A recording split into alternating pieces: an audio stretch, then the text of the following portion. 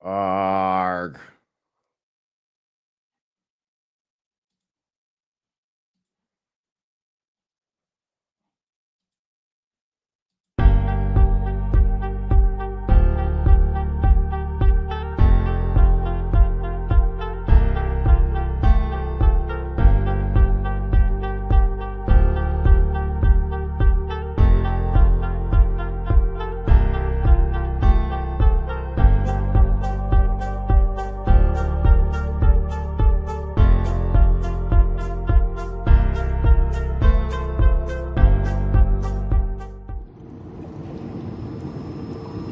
Can you dig it? Can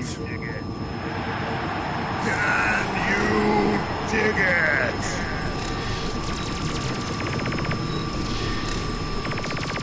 Ladies, gentlemen, friends, foes, lurkers, regulars, GMO people, organic people. Boiler room. Inbound. 5, 4, 3, 2, 1.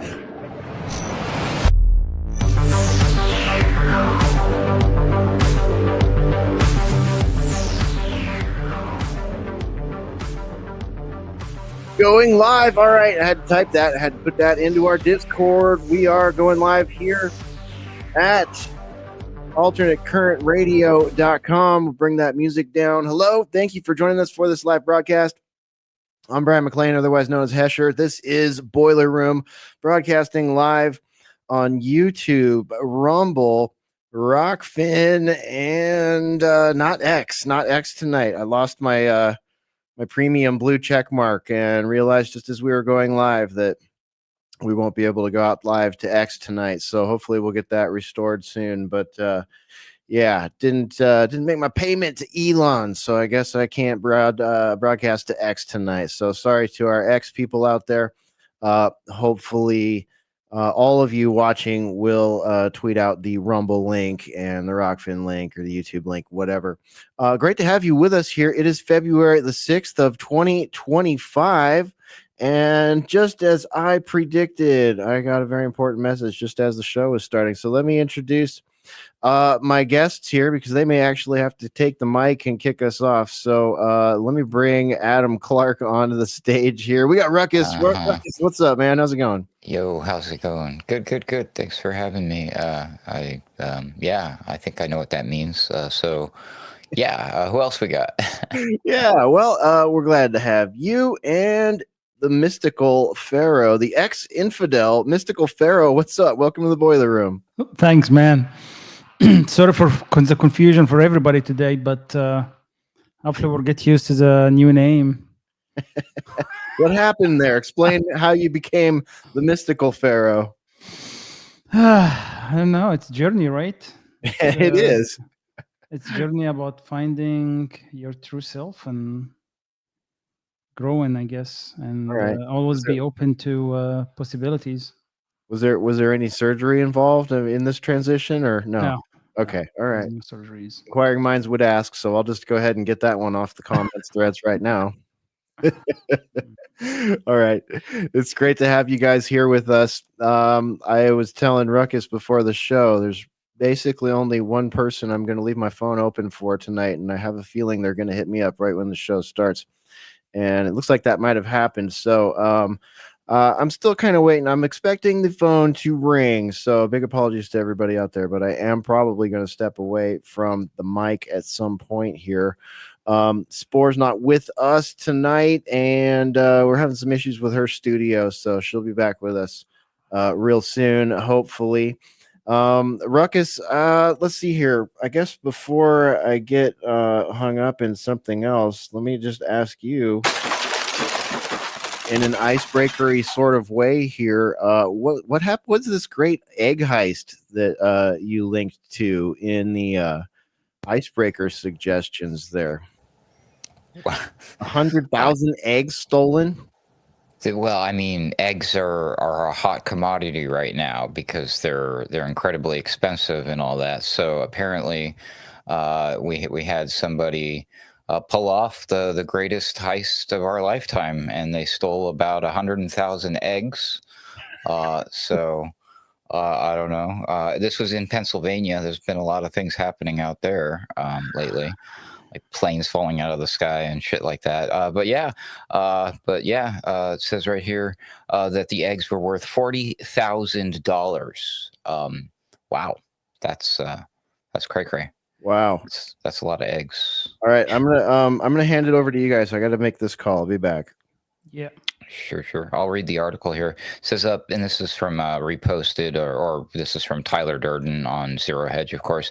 Pennsylvania State Police are investigating an egg heist in Greencastle, about 65 miles southwest of Harrisburg, over the weekend. The very thought of such a crime may seem unimaginable, but with wholesale egg prices reaching record highs, the thieves appear to have been paying close attention to recent developments surrounding the worsening nationwide egg shortage. Local media outlet WHP TV reported approximately 100,000, not just any type of eggs, ladies and gentlemen, but 100,000 organic eggs, which are worth 40,000. This is the good shit right here. This is the good stuff. They were stolen from the back of a truck, basically. It says it was taken off the back of Pete and Jerry's Organics distribution trailer on Saturday night in Greencastle. Wild. Let's see. We have a comment coming from Pete and Jerry, part of the better known egg distributor Nellie's Free Range. So these are free range eggs. Quality stuff. They wrote in a statement, quote, "We take this matter seriously and are committed to resolving it as quickly as possible. Due to the ongoing investigation, we cannot comment any further on this matter," end quote. Of course. Authorities did not offer any insight into how such a large theft could have occurred unnoticed, or if they had any potential leads in the case. I wonder if it was maybe an inside job. The egg heist comes as the latest wholesale data from Umer Berry shows that whole egg prices hit a new record this week on Monday, amid an ongoing and devastating, of course, not climate change this time, the avian influenza outbreak, which is straining the nation's egg-producing hen capacity. This is not good. Egg prices are through the roof. Infidel, Mystical, sorry. What do we call you now? Just Mystical? Pharaoh? MP? Just Pharaoh.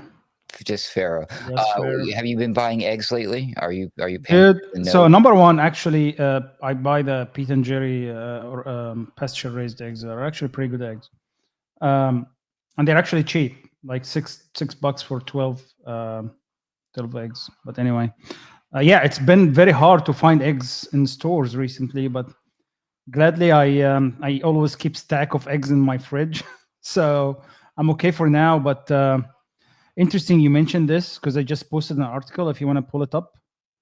I don't think I can. Oh, you can't? Yeah. No, I'm not in control of that part of the screen. Can I share my screen, you think? You can try. Share screen. No, I didn't think that was going to work. How about that? Nope. No? Sorry. Yeah, he has to. Anyway, so when Hashar come back, so basically that's basically an article and video we can play when he come back. Costco members fight over eggs as whole delivery vanish in 10 minutes as shortages spark panic buying. And how long have we been talking about this, dude? That's gonna happen? Well, I mean, during the you know what, we was over toilet paper. So now, yeah, I mean, we know that they were crazy. effing up with the chicken supply for a while, right? You know, the farms that start burning last year, right? The million chicks that got vanished or vaporized in Texas. Was in Texas, or where was that? Somewhere in Texas, I think. But anyway, all these things happen. Yeah, right. And then H1N1.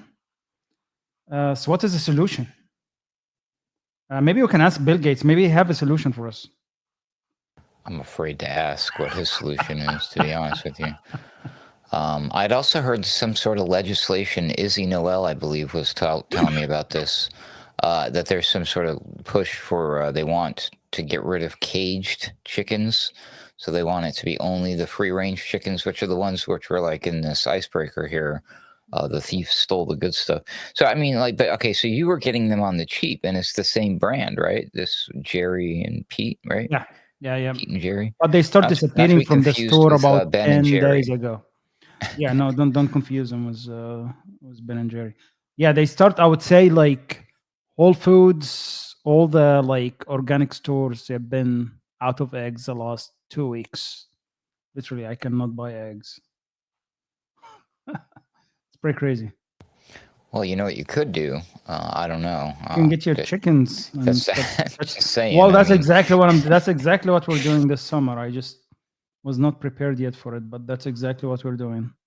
but not everybody's in a position to do that. You know, there's a lot of That's urban yeah. dwellers, and I don't know how you're going to get away with that, folks, inside of a 15-minute city. They're probably going to have some sort of regulation or ordinance that does not allow you to have chickens. And you might think, oh, well, I just keep them quiet. Well, unfortunately, you need that loud-ass rooster hanging around to make them produce their eggs, basically, if I'm not mistaken. Not necessarily, I'm no. not an No, you expert. don't. No, you don't. No, you actually don't need a rooster. So here, for example, where I am at, like if you are in the city bounds, they allow you to get maximum of 10 chickens and you cannot have roosters. But once in the county, you can have whatever you want. But in the cities, they prevent you from having roosters. But no, you don't need actually a rooster for you to have. A rooster allow you to actually just, incubate eggs and get your own chickens. But Oh, that's a good thing too. that absolutely it is. Absolutely it is. That's the way to go. Since usually actually chicken are you're gonna lose a bunch of chicken either from just predators or from other environmental things. But it's definitely good to have the rooster and incubate your own eggs or chicks. sorry. Rabbits are good too. Not so good for eggs, but good. Oh, Definitely. really? I thought that's how we get Easter eggs. Yeah, exactly. That's the Cadbury bunny thing, right? No, I had rabbits when I was a kid on the family farm. We had chickens, of course, for eggs, but we had rabbits for the meat. And Dude, I love rabbit meat, dude. it tastes just like chicken. I'm not gonna lie, but they produce themselves quicker than chickens, much quicker. They You don't need do. a rooster. The rabbits, well, they do it like rabbits. That's where that expression comes from, apparently. Yeah. No, actually, rabbit meat is pretty good. I'm a big fan. I grew up eating it. Not Yeah, a we lot of make people do it here, stew. but It's terrible to slaughter them though, because they're cute little rabbits. they are. That's it's why you not just good. pay tribute to them and just you appreciate the sacrifice when you eat them and just enjoy it. So We had pigs, too. what is there anything else for that article or just That was pretty much it. I mean, it's really a big deal that they're trying to do this. I mean, there was this interesting picture. You can't see it, but it's got like clearly it's an AI generated image here, but they're like armed guards surrounding like what would normally be like one of those armored vehicles with cash in the back. Instead, it's them guarding crates of eggs, and it says "coming soon to a supermarket near you." So, thought that was kind of funny. Yeah. But yeah, if you guard your hens, everybody, if you happen to have chickens, guard your eggs closely.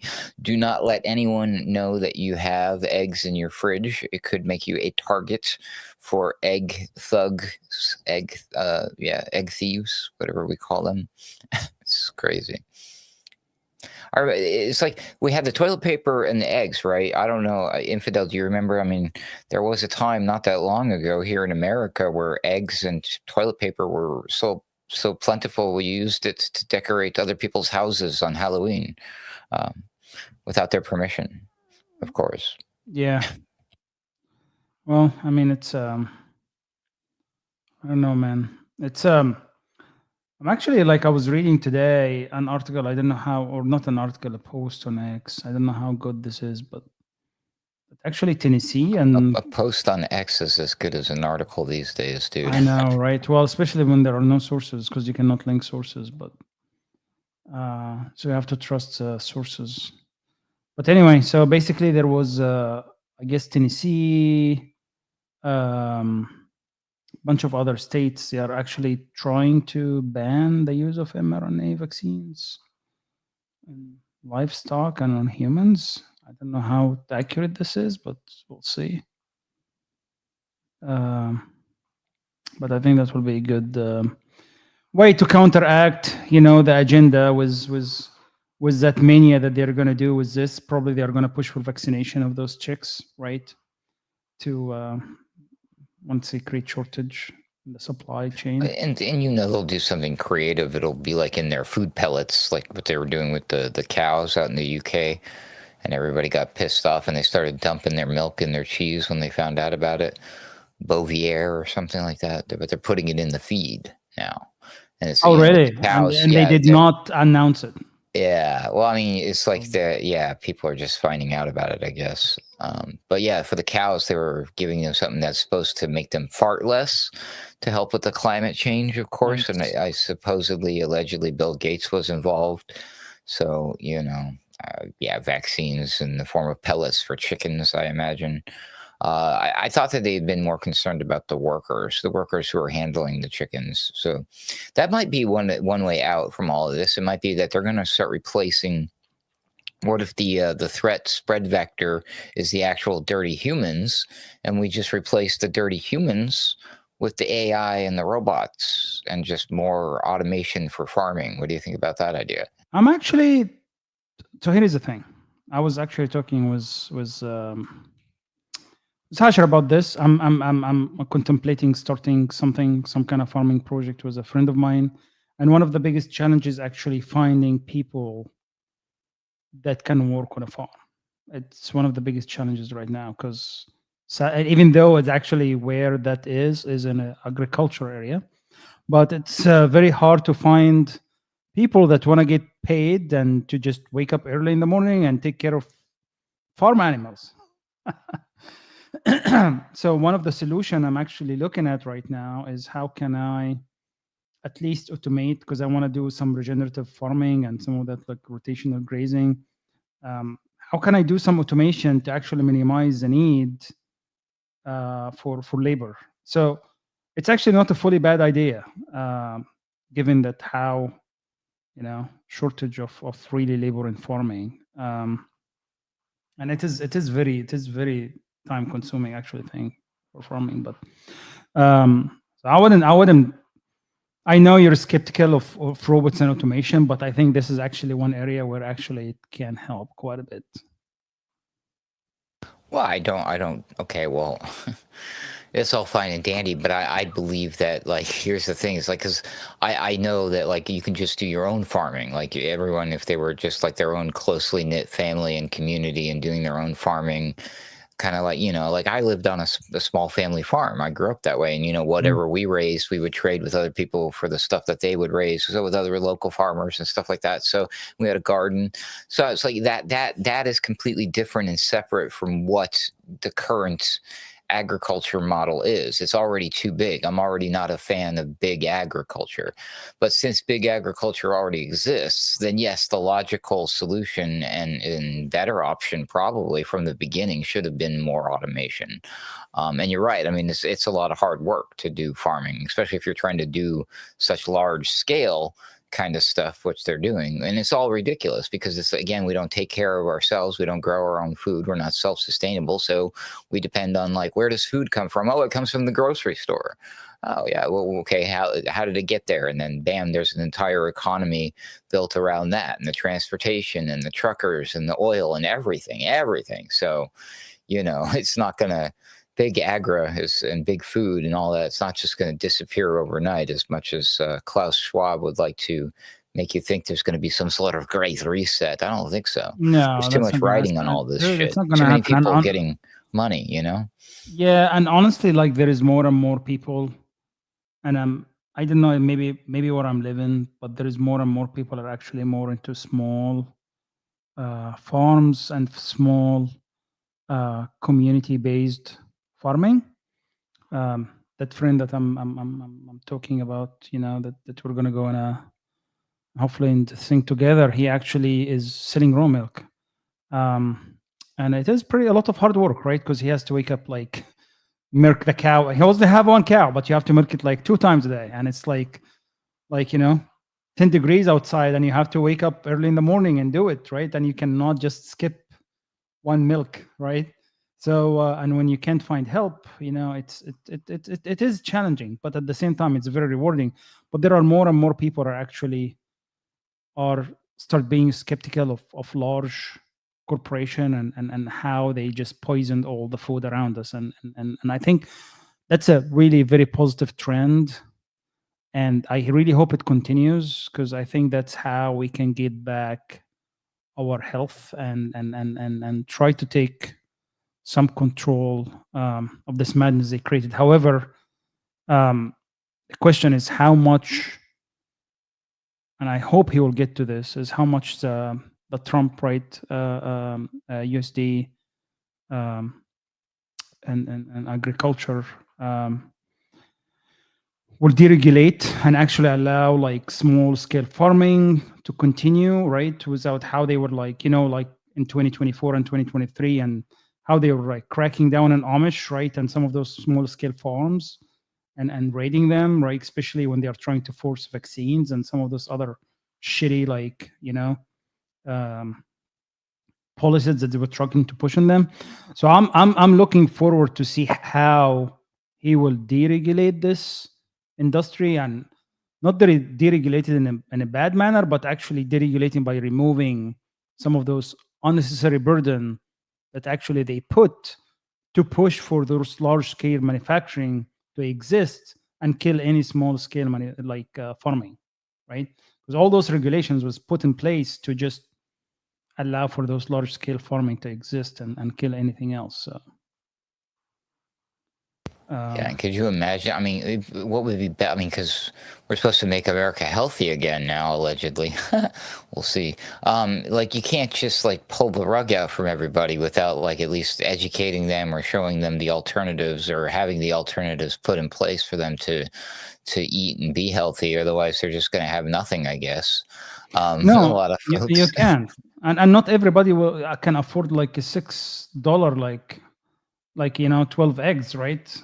People can't a lot of people can't afford that, especially the with the inflation we're in right now. So it's we have to look at how we can address that on a larger scale, but at the same time really allow us to, as you say, like that make America healthy a great agenda. Here is Hasher. I think we held the mic pretty good so far. They should reward. They should, instead of like the organic and the good food costing more, that shit should cost less, or you should get some sort of like tax break or something. There is no reason for why organic farming should cost more, right? But they sadly they turned it around. Yeah, they did, man. I missed what you guys were talking about. Sounds like we're still talking about food though, but I noticed at one of our local grocers here, they have notices up on the front windows saying, we may not have eggs, or going to be limited eggs. I was like, what is this? Are we back to 2020 here? Like, what's going on? And they're adding surcharges for food if it has egg. You're like, oh, okay. Okay. Hey, Hashar, can you pull that Costco video? I posted the link like in the chat. Absolutely. All right, what do we got?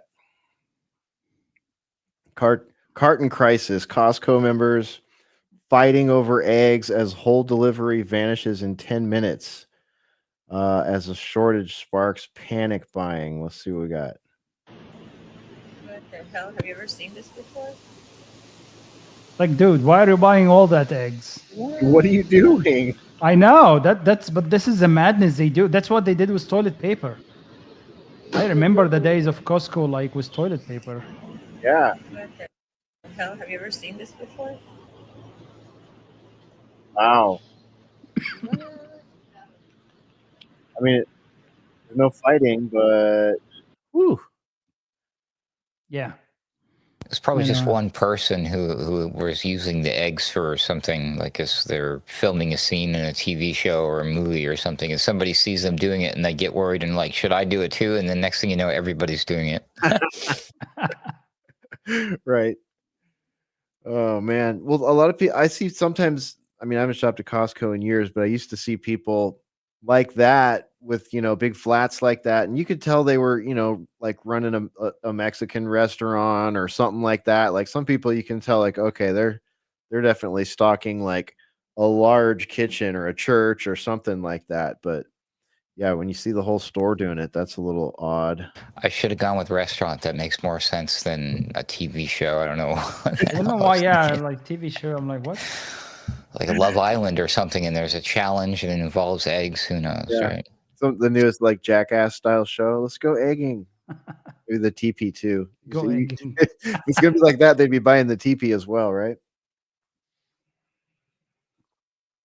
I mean, those aren't even like really great quality eggs though. Over No, there. those are not. Those the ones they are buying is actually like I think it's Yeah. just regular eggs. Right. But yeah, so we'll see how that ends up. It's sure. Do you guys think that there's like a sort of a little bit of like predictive programming about bird flu going on here? Is this related to all of this? Because we're seeing Spore and I are seeing some weird bird flu headlines, and we're seeing we're looking at one earlier today, and it was about, I think somewhere it might have been the UK. They're talking about how they're going to use 3D printed chicken and start putting it on the shelves. Like it's just Wait, 3D printed chicken to lay eggs or 3D printed chicken to eat, like Oh, okay. like print mush that is made to look like chicken parts to eat. I mean, hasn't that stuff failed completely? I mean, most It did. That's complete. I Holy mean, shit, dude! Even that crab, the Beyond Meat shit. yeah. Actually, people are not even buying that crap. No, like It's they always don't want it. all those fads are But just. what if? Just hear me out. Yep. What if Elon Musk and Donald Trump got together and made one? I think it would be a hit. I think people would like it. You think we'll eat it on Mars? Might be needed for Mars. Can you grow chicken in Mars? You have to 3D print Trump chicken in branded Mars. space food. X Chicken Mars edition. Mars edition. X chicken. Oh shit. Mars edition. We don't care if it's 3D printed. Put it in a bag. We can squirt out into our mouths in low gravity. Spoiler alert, it's called spam. Yeah. See, we already have this perfected. This is old technology. All right. 9 out of 10 cannibals can't tell the difference. Jeffrey Dahmer's favorite. Okay. I mean, but we were talking about that, Hasher, like a minute ago, that actually that bird flu, they've been floating that for a while, right? And last year there was a bunch of like large scale like chicken farms that got burned out, right? That million chicken that just got smoked and hundreds of millions. Yeah, it's totally crazy. And they killed like millions of them last year too. So it's been in the works for a while, and the question was like what they are pushing for and what kind of solution are they going to come up with. Well, let's go check in on the dreaded CDC here and see what they have to say. So just updated H5 bird flu current situation. What to know? H5 bird flu is widespread in wild birds worldwide and is causing outbreaks in poultry in U.S. and dairy cows, with several recent human cases in U.S. dairy and poultry workers. We'd love to see the proof of that. Second bullet point there. While the current public health risk is low, CDC is watching the situation carefully and working with states to monitor people with animal exposures. That's code for sending out weirdos in lab coats to go check some poop or some water on a farm and then put it in a PCR test and spin it too many times if they feel like it, so they can add a case to it, a case count. Remember, we've seen this before, right? Anyone remember? Mm-hmm. And then lastly, CDC is using its flu surveillance systems, the aforementioned surveillance systems, to monitor for H5 bird flu activity in people. So, yeah. So actually, go back up the very top. You see that banner in the top? Actually, one of the very top. Yeah, that yellow one. He actually like asks the CDC and FDA to take down most of their public announcements. Yeah, because he's looking through those right now to make sure there is not a lot of shit in it. Yep. So we'll see what comes out from that. It might be a good thing, actually. getting those agencies under control. But I'm really interested to know what is their flu surveillance. So I'm gonna Google this up right now. Yeah, well, they told us what their virus surveillance was going to look like in the last thing that happened, the 2-week event. And so we got a good look at that. It's contact tracing, it's mass PCR, mass lateral flow, that kind of silly shenanigan. They observed the cows and the chickens sneezing. Yep. Right? They check their snot and they put it in their little Chinese plastic test machine and spin it around a bunch of times and then blast that with some radioactive dirt and put some boogers on it, and then they put it back in the PCR tester and they say, "Yep, look at that. There it is." Put it in their Trust little the computer science. model. Computer will tell them everything. Yeah, I am glad to see that though, Mystical Pharaoh. I've noticed a similar thing on a number of government websites. I was looking at they had, I forget the name of it, but it was like a firearms anti-fire, anti-2A firearm coalition sort of thing that was set up under the last administration, and went looking for some of the directives on there, and there were 404 errors on like all of the pages. I was like, this is wonderful. Wow, excellent. Yeah. Remember when the Wayback Machine went down, everybody? Yeah. Yep. So, yeah, bird flu. Is the public going to buy it? I don't know, but we've certainly seen them talking about it with their in the confirmation hearing there with RFK. But I think the question here ultimately is like the plan with this one is not to get us to lock down. This is just to affect the food supply thing. I think so. Yeah, it does look a lot like that, and it already is. And arguably they were already experimenting with that in 2020 and 2021 a little bit. Mhm. So And they spun out like so quick and so fast with the whole like, oh yeah, it's bird flu, but yes, cows are getting it, cats got it, like right, and nobody batted an eye, and they're like, oh, and the humans got it now. Like what? Yeah. Hold on a second, what the hell? So they say that currently, before this website gets nuked or updated or left alone, it currently says 67 confirmed total reported human cases in the United States and 1 death associated with a bird flu infection. Confirmed how? Where's the little asterisk and the link to the source to this? Yeah. Is there any? No, they never provide that. Of course not. Confirmed by the aforementioned stupid PCR test. It'd be funny if they did, and it's a link to a tweet from Mario Narfall. Never mind. Right? What's that guy's name? You got it. They call it FluView. That's the name of the system. FluView. Is it an app you put on your cow's butt? I mean, how No, it's called that's their system of. That sounds too close to fooled you for me to. Yeah, I'm telling you. It's probably on the same review list for government apps, like just a little bit further down than CBP1, right? FluView. They're definitely trolling us. Oh my gosh. All right, let's see. And what's this with what happened? How did InfoWars sneak back into the FBI spying stuff? What happened there, Ruckus? I don't know. That was all over the feed today. I was like, this is actually news. I guess the Trump administration, because there's a lot of funky stuff going on, but I guess just at random, there was some FOIA request thing that was put out there. I don't know why or by whom, but turns out that the FBI was spying on InfoWars and has been for quite a long time. So Alex, of course, had to do some sort of emergency broadcast about it in between the other 2 or 3 or 5 that he did today. But yeah, I was curious if you guys had seen that or knew anything about it. No, it was news to me, but like, I don't know why I should be surprised on that. I mean, why wouldn't they be? I assume they're have been busy spying on all kinds of Americans, and he's on that list. Well, yeah, I don't like how it's a little one of those this is close to home kind of things because of what we do. Yeah, I know. It's just like I don't even want to say it. Like I imagine anyone with a public presence in this swim lane has a dossier sitting around somewhere, at least a dossier. Well, maybe that'll come out in the wash. Maybe he can get the government hit list, the government weaponization list. Maybe What do you think about that USA documents that came out and showed that the US government was Now actually that funding? was WikiLeaks, right? Who did that one? Was it WikiLeaks? I thought I think so. it was Elon Musk posted that the yeah, I thought it I was. think they were I think it's two sideways conjoining things happening at once here. okay.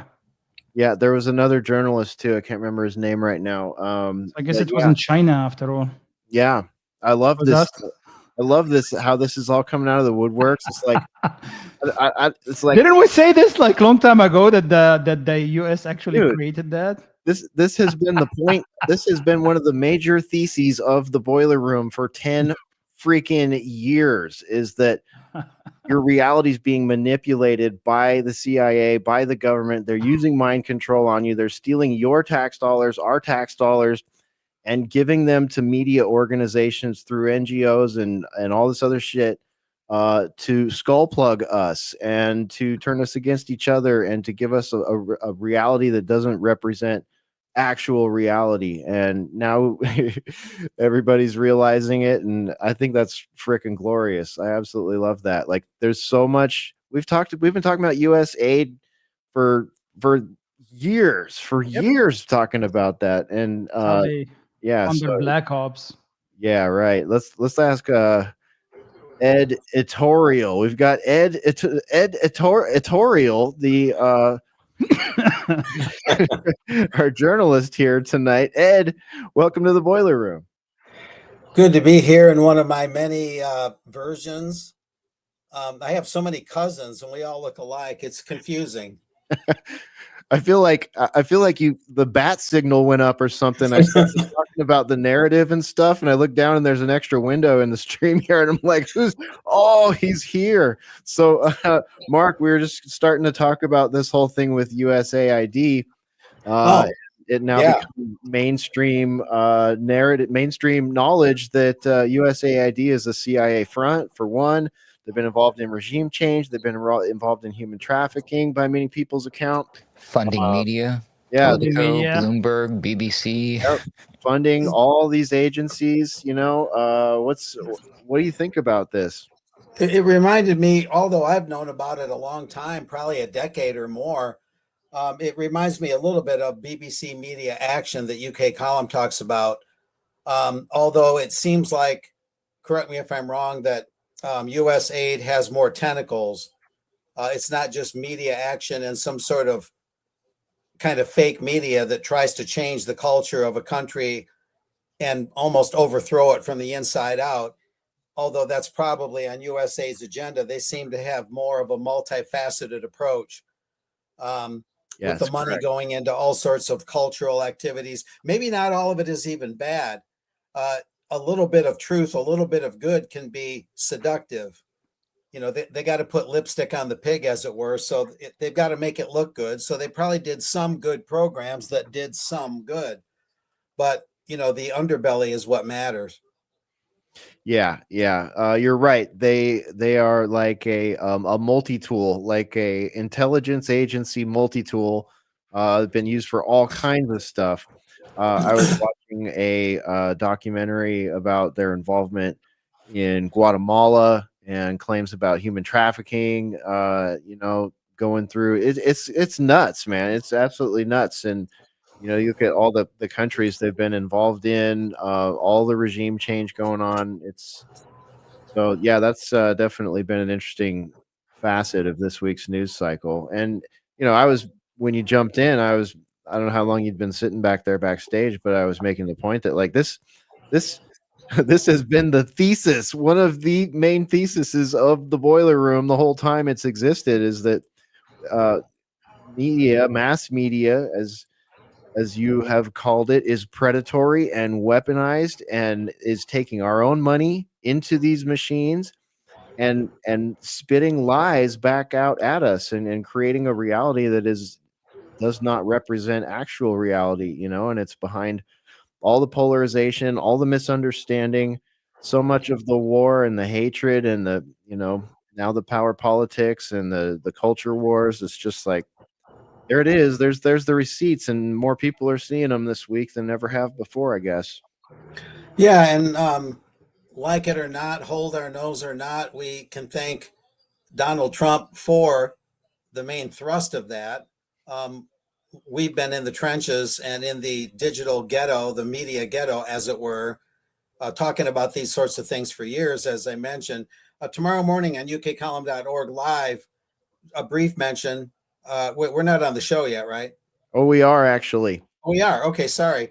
I beg your pardon. At any rate, cheap plug here, shameless plug, but right now, ending tomorrow, it started February 3rd and it ends tomorrow on the 7th, is National News Literacy Week by the Scripps Company, aka Scripps Howard News. And they've got a few different tentacles, educating kids, educating adults, mainly about detecting and doing something about disinfo and misinfo. But at the very same time, their main TV broadcast, their main news broadcast, not counting live streaming and streaming services, is being closed down. I believe it's based in Cincinnati, Ohio. They have a digital arm. I believe it's based in Atlanta, Georgia.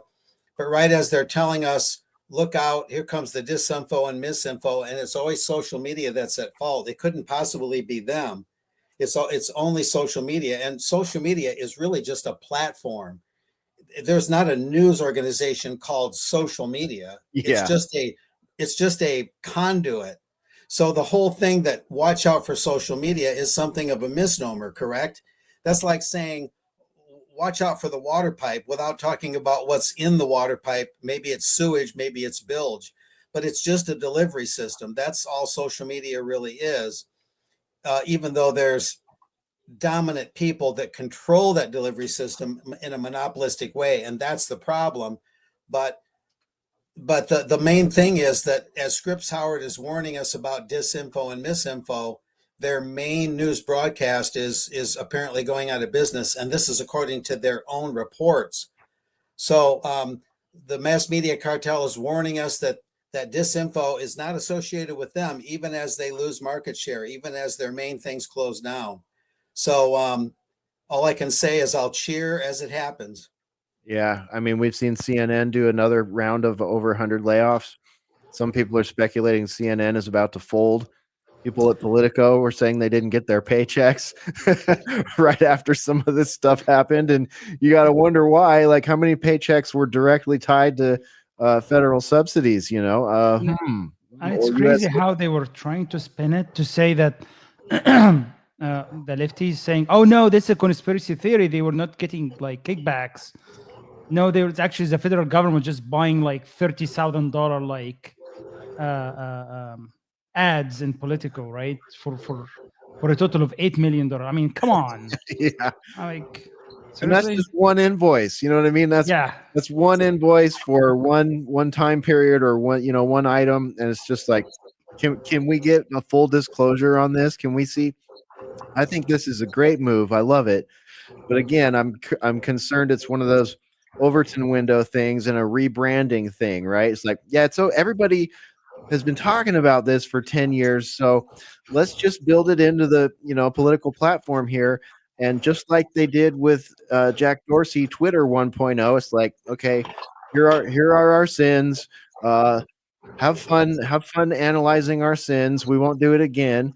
But I'm already seeing like the shift of this. A lot of the functionality of USAID go directly to I think the DOJ or the state. No, State Department, which is actually really worries me that it goes under freaking Rubio, right? Because we know that Rubio is a neocon and his heart. So yeah, Marco Rubio. So it's right. I mean, that's a concern. It's like, I love this news. USAID is odious, and it's just one of many things that do that. But yeah, to see it all go under, is that just shifting of money back to the State Department under Rubio? That's arguably Trump's worst political Zionist that has picked. Yep. One thing I'll mention that I noticed, and I think it was different in Trump's first term, correct me if I'm wrong, in his first term, he spoke about the fake news more than he is now, but that's not my main point. The difference there is probably small. But in his first term, he actually entertained the idea of, and actually did, I believe, follow through with having a little bit of alternative media at the press conferences. And Yeah, I heard something about that. I managed to get the all the emails from Trump. I get all the emails of all his travels, everything. And one of the things I noticed was they sent a press list. It just was a formality about who's in the press corps at the White House. And it's all mainstream media, every one of them. There's no more talk about, well, even though it was controversial and maybe it was tongue in cheek, let's get Alex Jones or InfoWars in there that they used to talk about. And some others, I believe, and I could be totally wrong about this, but I believe Gary Franchi, if you happen to know who Gary Franchi is, I believe the first time around, he came very close to having somebody in there. I used to work for Gary about 10 years ago. I did some news reports for him. We did some TV stuff that was pretty high impact, in fact, but I'm not hearing that now. Now it's a little early, I realize, but so far it's just NPR, CBS. I think the most alternative they have in there is BuzzFeed. BuzzFeed they have the War Room. They have someone from Bannon War Room. Who's that? From Bannon War Room? Steve Bannon. Steve Bannon shows they have someone from there. Yeah. But that's sort of a gimme because he's an old friend of Trump. So yeah. I'd heard he was going to allow people who are just like who run X spaces, anybody. Yeah, like Mark Anderson should get a press pass. Yeah, absolutely. Yeah, I vote for Ruckus to be a boiler room representative in the. There you go. I'll do it. Yeah, let's get Ruckus and I both in there. There and we can be standing outside the White House, not green screen, and going, well, today was quite a day, wasn't it, Ruckus? Yes, it was, Mark. We could go back and forth maybe. And they will ask good questions. You guys will ask good questions. Yeah, absolutely. Much better than those assholes in there. If they're supportive of these onesies. Even with Trump, it'd be a question of how quickly we might get thrown out. Because, there's something Napoleonic, even though there's a lot of laudable things going down with some of the executive orders and certain things that look pretty good. There's something very Caesaristic / Napoleonic about the Trump administration. It's definitely, it has an imperial tinge to it, even though it seems to have a constitutional whiff to it. There's an imperial part of this, the way. Even the press secretary? What do you think about her? I haven't watched her much. I mean, not bad to look at. I hate to sound like just an average guy, but I'll just leave it. She looks weird. Like I keep looking at her and I'm like, there's something off about her. And it hit me the other day. I was like, she looks like a Cabbage Patch doll. Oh. I thought you were going to breach the unbreachable, the unspeakable. No, last name I would never. She's Jay.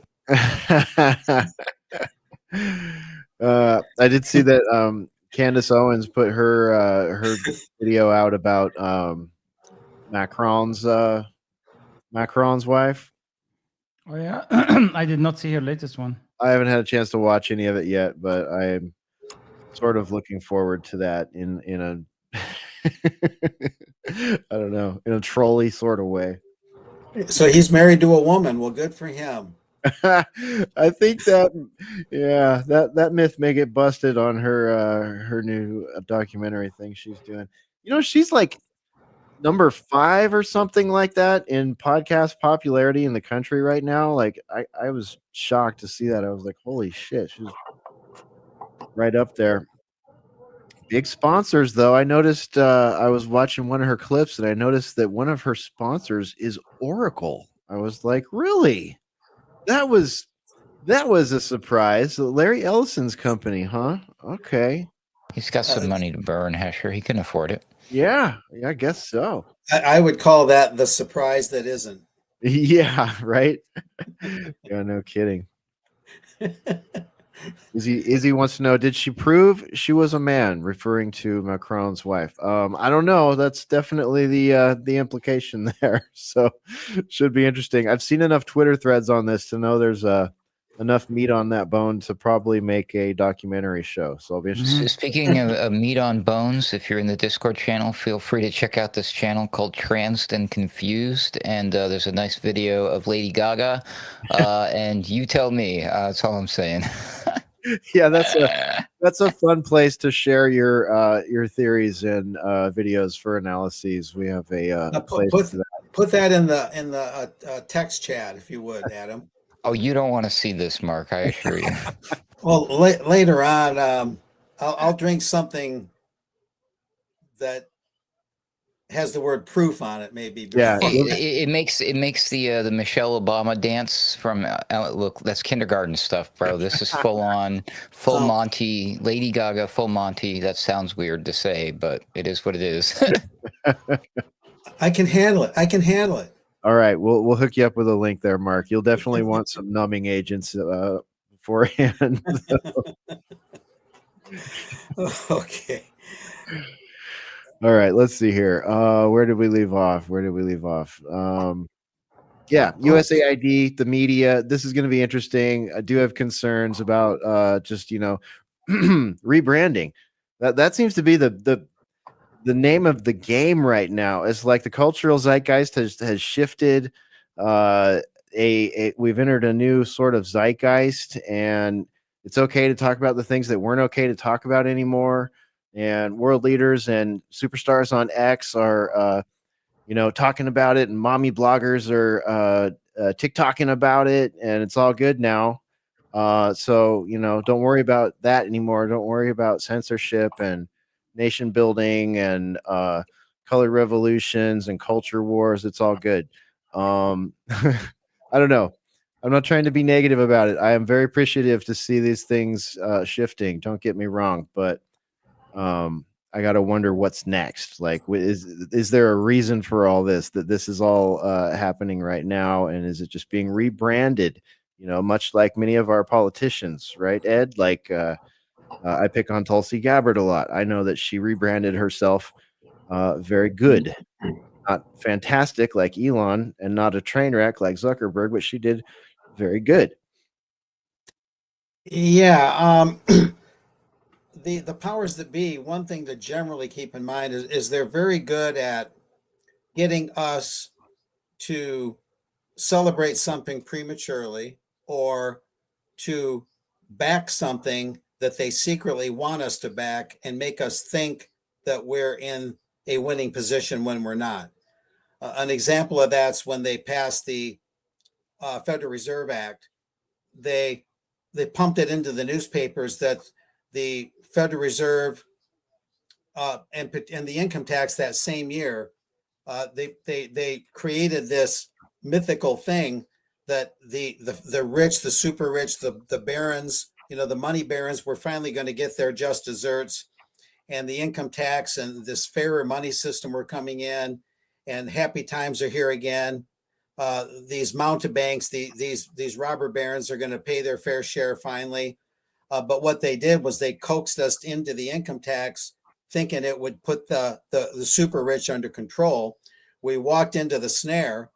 They tightened the snare around our legs. They retrofitted the income tax so it applied to poorer people, the middle and lower classes, and then they dumped their monies into the tax-exempt foundations that they created in another year or two. So it was bait and switch.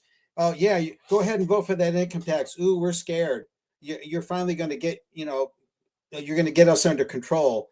But all it was a trap for the lower classes, and then they put their millions, and then the Rockefeller Foundation was born, and the Carnegie Corporation was born.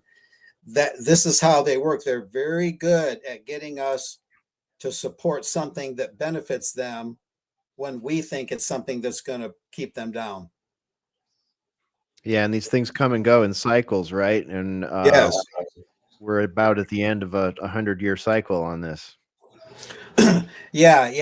You got to be very careful. It's all it is reverse psychology with an extra twist. That's all it is. Mm-hmm. And now we're in an environment where these tactics have been developed. It's it's weaponized human psychology. It's population control. It's eugenics. It's cultural engineering. All those and controlling the food supply. But now there's and of course the operations of places like USAID carrying out the plans of those that fund them, if you will, doing their work in other nations and here at home, which we've seen people like John Kerry admit and talk about. But now there's this technical overlay. There's this interwoven system of feedback loops via the social media. So it's like, on the one hand, they try to blame social media for stuff when they can't control the narrative, but on the other hand, they're creating so much more narrative by propagating it through social media and using the algorithms to boost it in a way that they can clearly tell and gauge how many people hold whatever different political worldview attributes and predict how they're going to react to certain events. So we're in a new age of that where this can be done globally. And look what happened in 2020 and 2021 and the way that they used said media that was getting said money, lots of it. So we know that they're more than willing to do worldwide narrative operations like that are focused. That's the first time we've seen that. Usually it's a struggle of narratives, right? But with that one, it was like, everybody, this is the thing. Indeed. Yeah. It's, this is a very interesting time we're living in. There's a lot of things that Trump did that, again, have a good ring to them, a good overall thrust to them, especially the executive orders, the sovereign wealth fund. The sovereign wealth fund has I got to go turn the TV down. The sovereign wealth fund has a lot of merit. I'll be right back. I need to turn the TV down. All right. Okay. Ruckus, you dropped me a link here about USAID. I'm going to put that on the screen real quick here. Oh, it's like, no, don't do the Lady Gaga one. No, that one I'm not putting up. Folks can find that one on their own. It's out there on Twitter. We don't have anything to do with its existence, creation, or persistence. So please don't sue Probably us. AI. Just tell yourself it's Yeah. AI. Sure, it's a cheap fake, so don't come after us, Lady Gaga. All right. No, we had this one though. Only 294 out of 14,000 USAID personnel identified as actually essential. Yikes. So, with that, you could almost say, yeah, Doge is getting some low-hanging fruit credit here. This is an easy one. But I don't see the deep state letting go of their Big Balls capabilities. found this out. What's that? Big Balls found this out. Have you seen the Big CNN? Balls. That's the 19-year-old kid, right? 19-year-old kid, yeah. Yeah. No, I haven't seen this. What is this? That's the guy's name. There's this 19-year-old uber genius that Musk put in charge of something, and his name is Big Balls. His nickname on X is Big Balls. Okay. All And right. CNN was melting over it. As they're losing viewership by the second, they're upset about someone's user handle, huh? And there were people who was saying, somebody was saying something stupid like, these kids, they don't even know how to drive and they're in charge of Doge. Yeah, and Big Balls probably has more viewers on anything that Dude, if you want to actually find shit and data mining, what do you need? Bunch of nerds Zoomers to actually go into it and just find all this crap. That's the best way to do it. Yeah, exactly. It's actually finding looking at Elizabeth Warren, she was melting over in MSNBC the other day on this whole Doge thing. Yeah, this was just epic. Yeah, I did see some of Really that. incredible. That was great. Yeah. We know, but it's sorry. Just yeah. Go ahead. Just mention something, because I know people in some of those government different positions, and one of the things that he did actually to make sure that they don't subvert him is they went directly and plugged like servers and communication and start sending emails and actually bypassing some like ranks and some of those agencies, so they actually go directly to the employees to make sure that they don't do what they did the first time and having the resistance from the ranks and some of those agencies, which again, it's not a bad thing, knowing that how ridiculous that whole like apparatus of the government. This is the only way you can go about it. But That you shouldn't have to do that. First of all, that's really saying something about the state of affairs. yeah, I think that's outside of IT protocol. I don't know where that falls into all this, but that sounds like the kind of thing that could get someone in trouble. But I guess if it's coming from the right person, you could do that as a sort. well, I mean, he's in charge of the whole executive branch, right? So Trump can do whatever he wants. Yeah, yeah. No, that's pretty crazy. I mean, Whatever. I do what I want. Whatever.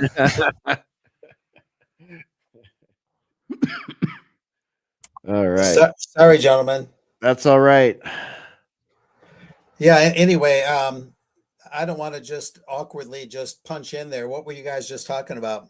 No, we were just we went back to USAID for a minute here because we had this headline here at a National Pulse. Only 294 of 14,000 USAID personnel identified as actually essential. So Wow. So, like, and it's not just this everything, right? With this whole Doge government efficiency thing, they're like the CIA. There are people who are like getting their pink slips. Basically, they're like, okay, well, there's a few things here. Isn't one of them is that they have to go back to work in the office? They can't work from home, and Yep. if they have a problem with that, tough titties. Here's your paycheck. Bye bye. And then there's this new scheme too with all these. They're just saying, hey, you can stick around if you want. You're probably eventually going to lose your job, or you can choose to quit now, and we're going to hook you up with this pay package deal. Have you seen all this kind of stuff? Yeah, like a early retirement offer, basically with 8 months of pay or something like that. It's actually a pretty nice offer, I guess, if you're looking to get out of your federal job. I mean, I certainly didn't get offered anything like that. They won't be paying. Oh, go ahead. A judge just blocked that today. Oh, really? Yeah, but There'll be a I lot mean, of there that. will be a lot. Yeah, exactly. There will be like a lot of back and forth there. But I agree with you. It's. I mean, listen. I'm not. I feel bad for people, but at the same time, they allowed this government to come to be at this out of control, right? There is no reason for this federal government to be that bloated. So Yeah, dude. we have to do it. There is no way. Anyone who works in government, especially government civilians on long-term billets or GS positions, like, come on, I mean, really admit it, like walk around the place, make a list. You know how many pointless bags of protoplasm there are just sitting there warming seats. All right. Like, I'm sorry, but there's a lot. I would have, I could have been a Doge where I worked for sure. I've been like, you're pointless. You're pointless. Some days I looked in the mirror and go, oh, maybe you're pointless too. Like, is this really necessary?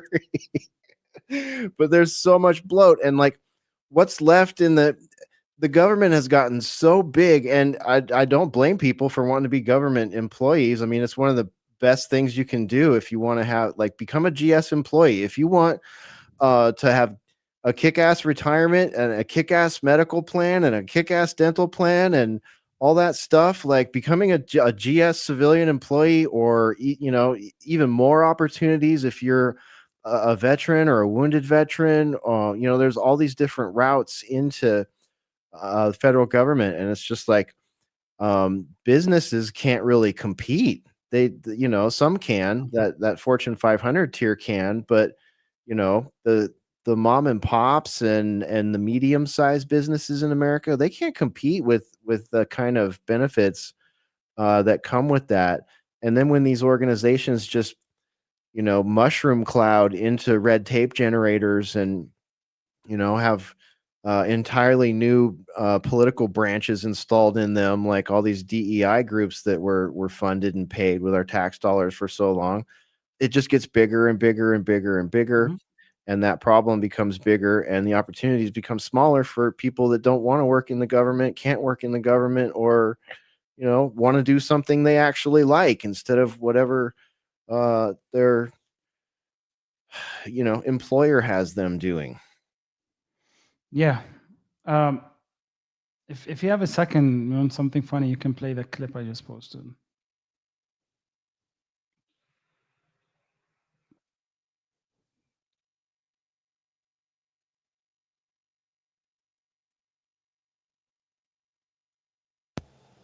I don't hear you, Asher. Okay, I'm back. Sorry about that. Let's see what we got here, Infidel. I'm really looking forward to sitting down with you and finding out more about what you do here. Anytime. Yeah. What do you do here? Excuse me. What is wrong with this woman? She's asking about stuff that's nobody's business. What do I do? Really, what do I do here? I should have written it down. Qua something. Quabity.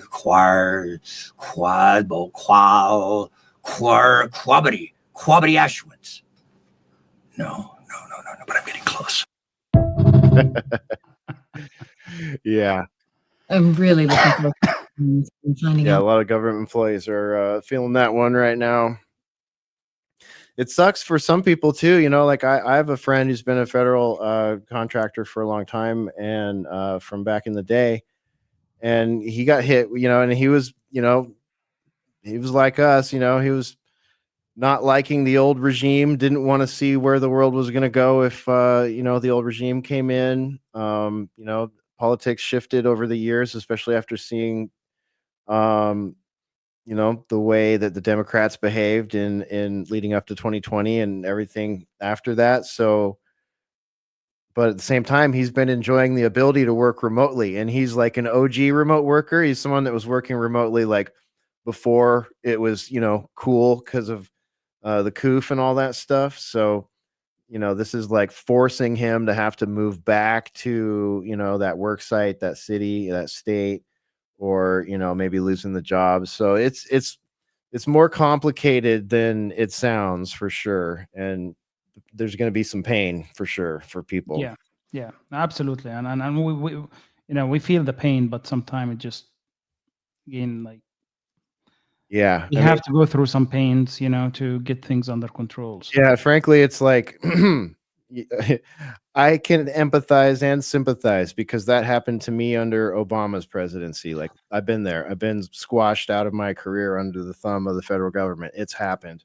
I know, and everybody in America at some point, not everybody, but a lot of people in America at some point got laid off from their job if they are working in the private industry, right? So there is, it's something that happened when a business have to downsize to survive, right? Yeah. There is just no difference. And this is an actual downsizing that can help the American economy, quite frankly, so it's like, yeah, some people are going to have to, take it on this one. And I don't like that, but I don't know that our economy is fixable either. That may be debatable, but it's better than what was happening. Yeah. I mean, what would USAID be spending their money on this year? Their next, $9 million, $10 million, $100 million contract. Yeah, it's definitely a mixed bag. The congressman in the 30s, Wright Patman, had an exchange with the Federal Reserve Chairman at the time, a gentleman with an unusual name, Mariner Eccles. And so Wright Patman, who chaired the Banking and Currency Committee at the time, he said to Mr. Eccles, he said, "So you mean if there's no debt, there's no money?" And the Fed chairman replied, "Yes. If there's no debts in the system, there isn't any money." So it's sort of a Twilight Zone thing. The way the monetary system, which is very defective, the way it's set up, the way it works is that the federal government gets X amount of revenue through taxes, through all its revenue sources, but it always spends more than it takes in, right? And each year, that's called the deficit. Well, the cumulative effect of the deficit is the debt, the amount of the shortfall between what the government brings in through taxes and what it actually spends. But the differential between what it brings in for taxes and what it spends is a gargantuan amount of money that does, even though it does it in a way that's not really desirable, but it does stimulate a lot of economic activity. It's like coal into the furnace.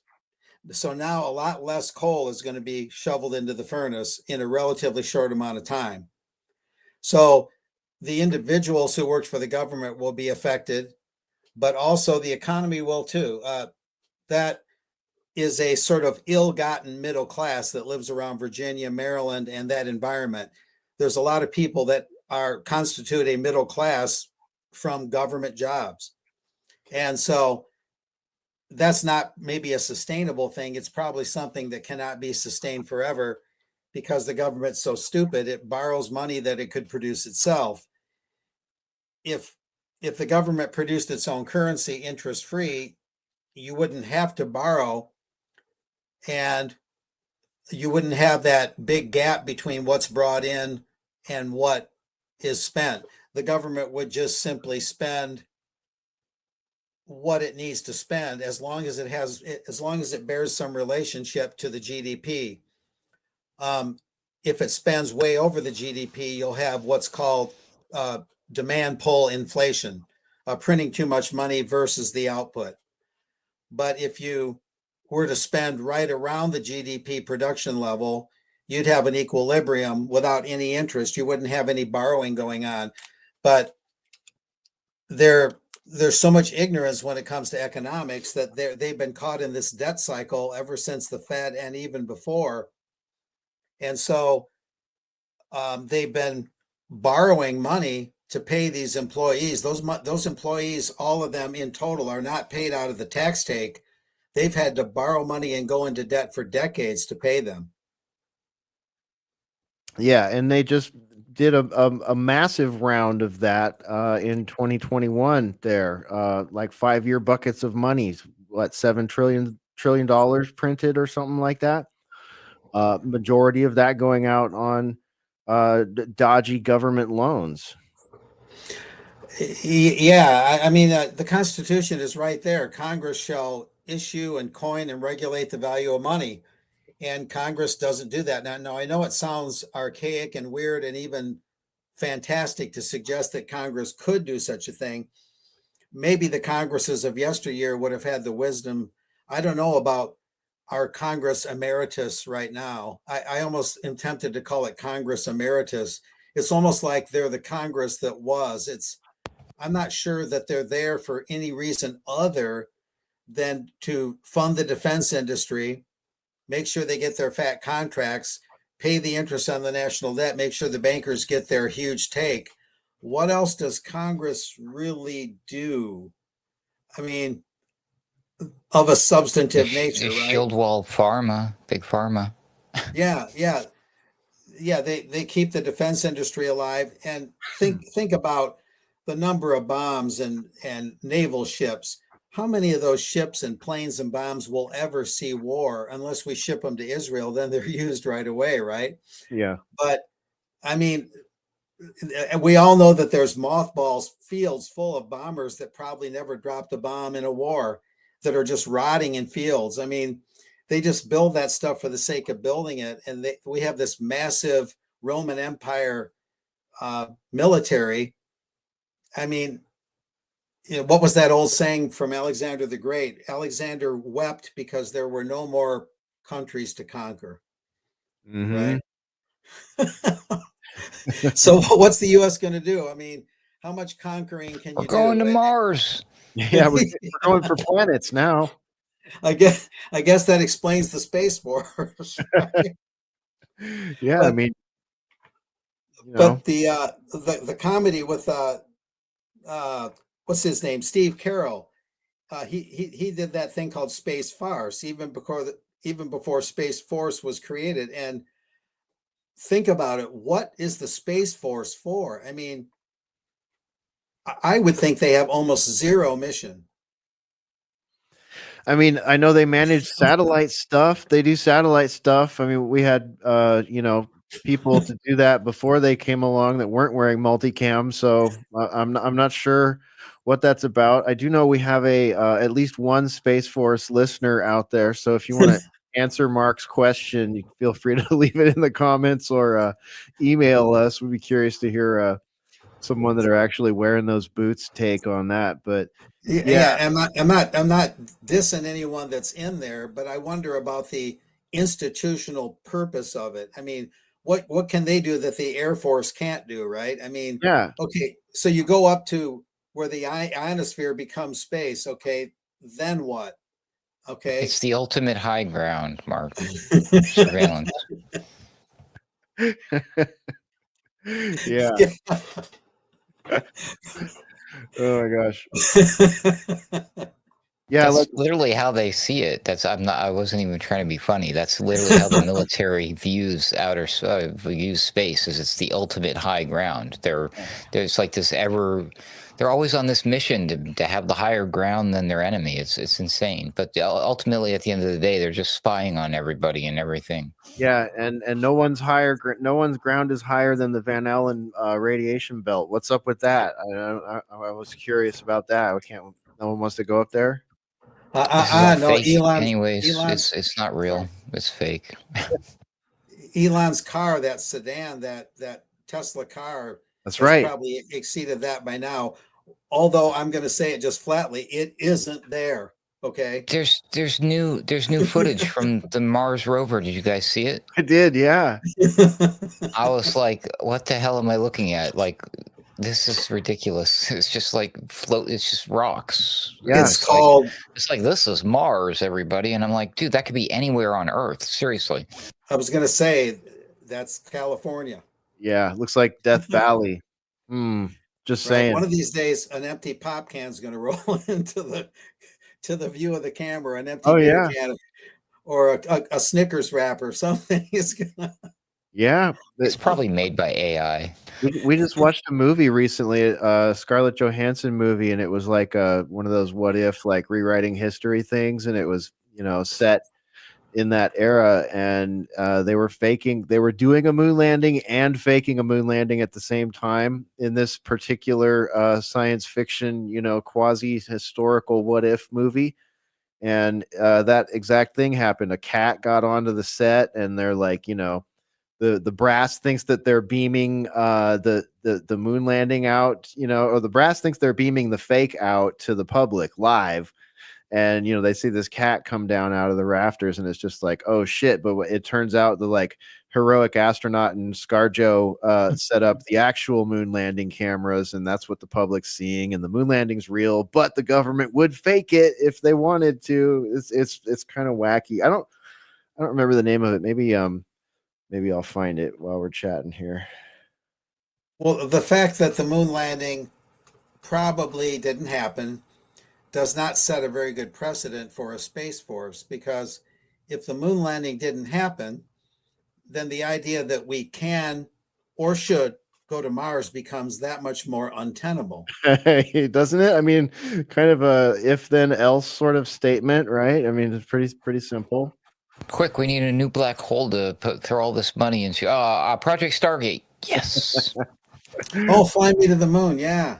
There you go. Fly Me to the Moon is the name of that movie. It came out last year. So if anyone listening and can't see the poster up there, it's worth a watch. It's you had me as Scarlett Johansson. There you go. You had me there too. Yeah. Who cares what it's about? What more do you need to say? Yeah.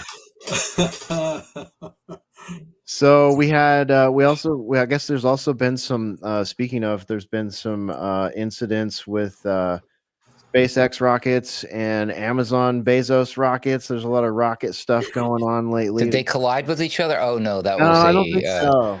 That was an unpiloted Black Hawk helicopter with a passenger. Oh wait, sorry. Yeah. That's a conspiracy theory. I don't know. Sorry. Oh my gosh. Not yet. The collision hasn't happened yet. I feel that one coming.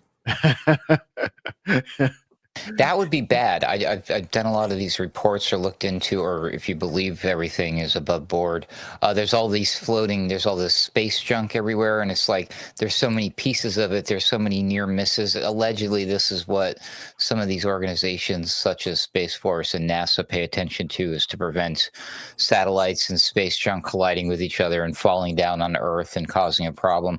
Wait a minute. You mean things flying around above our heads can fall down and hurt us? Oh, What? I'm sure there's no there.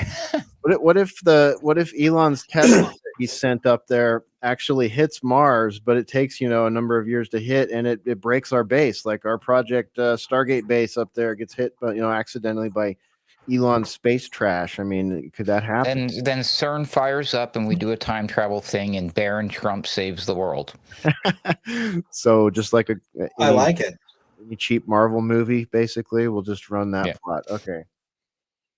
Yeah, sort of a rerun or a reinvention of Flash Gordon type thing, but yeah, there's a lot you could unpack about the whole space thing. It seems like a real super duper boondoggle. One thing I did a couple of years ago is, and I'm only 45 miles from Boca Chica. SpaceX is about, well, if you drive all the way out there, it's about 50 miles from where I'm sitting. And when I went out there, and I want to go out there again, but the roads are really bad. I mean, some terrible potholes. You need a Cybertruck, dude. But when I went out there, I'm just going to tell you that it looked surreal. It looked like a movie set. And those things they call a starship look little more than grain silos with fins on them. I'm not exaggerating. It just doesn't look right. Huh. Wow. And after 40 years in journalism, you get a bit of a gut in you. You get a bit of a spidey sense.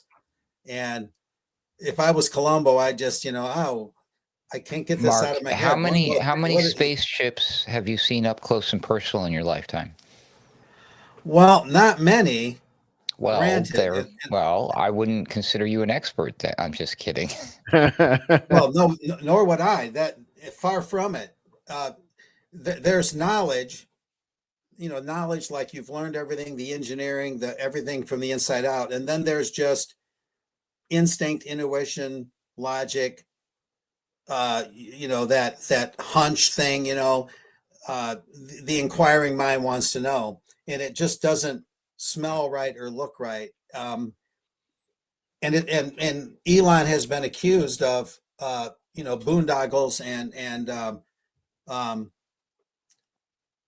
major scams. That those accusations have arisen, and I won't say anything with any finality to it, but it deserves another look. That he's taking the taxpayer on a big ride. I know he bemoans people that get subsidies, but I believe he gets or has gotten massive subsidies for Tesla and or SpaceX. I can't wait till he gets the subsidiaries and the green light for the brain chip. Oh yeah. Yeah, that's the next frontier, I guess. But luckily there's probably no boondoggle there. We're probably safe. We're good. Well, that's just going to be to help the paraplegics. That's why he needs enough robots to do 6 billion people.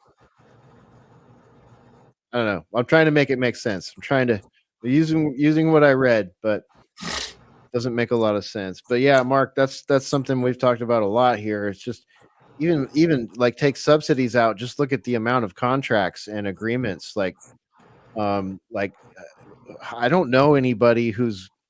I mean, I guess you could say the closest thing. So like someone like Elon Musk being given a place like Vandenberg Air Force Base to just come and go from, or wherever else, places that have, military infrastructure there, if you will, multiple of those, like these public, I guess this is supposed to be our top example of a public-private partnership, right? Something like that, or a government partnership with. But it's just like, how does that even happen? How do you end up with, okay, everyone would say because he's brilliant. He's a brilliant mind. That's how that happened. But okay, but We were told that about Zuckerberg, and given a little bit of scandal with the Wassel brothers, Wassel twin brothers, whatever their names are. But as it turns out, it was more likely that it was the LifeLog, the CIA LifeLog project, is what's actually running behind that. And most, anyone that's looked into it can find wherever that rabbit hole ends and have enough shadow of doubt. So it just doesn't make sense. You know what I mean? But it makes great sense for a lot of these characters, Larry Ellison included, Zuckerberg and Sergey Brin and so many others. Yeah, all these rebrand, golden boys might just be frontmen for Intel. right? Because they have to rebrand the entire government. I mean, what we're witnessing right now with, Mitch McConnell falling down the stairs and people freezing and glitching up and, just displaying like levels of octogenarianism and dementia and like geopolitical illiteracy and you know what I mean, cultural irrelevance as this grand technocracy is unfolding. Like these people all got to go. They all got to go, and they all have to be replaced by the new breed. And the new breed has to be a breed that understands technology. So people like Ellison, even though he's sort of in that octogenarian category, more importantly, maybe your Musks, your Zuckerbergs, your Peter Thiels, like these are going to be political players. That they already are, and they probably have been for a long time because of exactly the reason that you're getting at here, Mark. That would be my guess. Well, maybe that's the switcheroo, is that you get rid of the civil service people and you get rid of the old bureaucracy and you bring the technocracy into the government in a more full-fledged way. You make it not just a partnership, but kind of a fusion.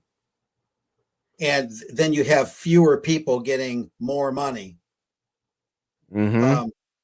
So maybe, and then again, they have us kind of cheering, oh yeah, get rid of USAID, boy, boom, boom, boom. We're really glad to see it. And there are benefits to getting rid of it, and it should be closed down, but be careful what you wish for. See, this could be the very thing I was talking about earlier. They get us cheering for something that they're okay with behind the scenes. In other words, the establishment maybe wanted to close USAID. Right. And it's like, yes, I want it to be closed. Yes, I'm super pleased that normies are having dinner table and water cooler table discussions about how awful USAID is. I love that. That's awesome. But can we please hold them accountable for what they have done? Can we just pump the brakes for a minute and say, oh, it's shut down. Yay, hurrah, everybody tweet about it. Well, hold up, pump the brakes. What about the 90,000 children that went missing from Guatemala? Where are they? Who was involved in that? What do you mean USAID has been shut down? Fuck you. What are you talking about? I've heard allegations and stories about what they've done with these tax dollars, and it's caused direct harm to entire countries, to large batches of children, to some people's account, human trafficking, all kinds of terrible, heartbreaking stories that are high crimes against humanity. So if that happened on our tax dollars, can we look into that? Can we not just say, oh, we closed it down, it's all good, Marco Rubio's taking over all operations that they were doing that are important, don't worry about it? Are you fucking kidding me? I don't mean to piss in everybody's cereal about being glad about this. Trust me, I'm glad about this. This would not have happened under Kamala Harris and Tim the Tampon regime. But it's like what we've been pointing out for all these years about this agency and so many others is that, yes, number one, close it down. Okay, step one. Now show us step two. Step two, open an investigation. Step three, write some indictments if crimes have been committed. Full discovery, full disclosure. None of this redacted bullshit. It just seems logical to me that if everything that has been said about this organization is true and on the books, that there's more work to be done than just shutting it down and people in red hats are happy, and then we move on to the next thing to shut down, and just wait to react to the next, black swan event of the week. Very well said. That pretty much complements what I was saying. In other words, the powers that be can tolerate or maybe even support shutting this down, thinking that that will please or satisfy those like us. In other words, kind of placate us. But at the same time, it allows them to sweep all that under the rug and hide the criminality and prevent anyone from being brought to justice. And then the new technocracy kings kind of replace what the civil service had done. And so it's a reconstruction of government, not really so much a shrinking of government. It would involve some shrinking, but if justice is not served, as you suggest, Hesh, the missing children being a major point, then they throw us a bone. They give us something to talk about. They placate us a little bit, but they also do a little bit of switcheroo, a little bit of fake left, go right kind of thing. And they maneuver around and they avoid being brought to justice. Yeah. Yeah, that's just, infidel. I mean, mystical. It seems like just pure logic, right? Like, you have a situation like that. This comes out that this much taxpayer waste has happened, and that there could be connections, by many people's estimation, to illegal operations happening that harm people and harm governments, covertly. What do you think about that, man? It's just like, I guess we're supposed to just forget about that and be glad we got a few less redactions on the JFK files this time around. No, I agree with you guys. I think there should be accountability, and there should be held accountable. The question is, how much can they do about it? For example, like legally, how can he go after it? Like, and what can he do? But I think without putting a mechanism to ensure, or giving us as citizens some mechanism that he explained, or the government explained to us, how can we prevent this from happening again? As we said, like rebranding some of those programs, right? And after the next administration comes in, it's going to sweep under something else, right? How can we prevent that from happening? And the issue is, we have been operating in the dark for so long, that government, right, operating in the dark for so long, that you cannot really hold anybody accountable, because you just can't see it. And I don't know how you can provide that transparency to ensure that doesn't happen again, right? Because that's the only way you can prevent this from happening again, is to ensure there are mechanisms to provide enough transparency for us to prevent that from happening, right? Yeah. Well, I mean, like, I'd like to see something similar. I would have liked to have seen something similar with the Twitter files. Twitter files is another great example. It's like, why no? Like, we see all this evidence of this collision, right?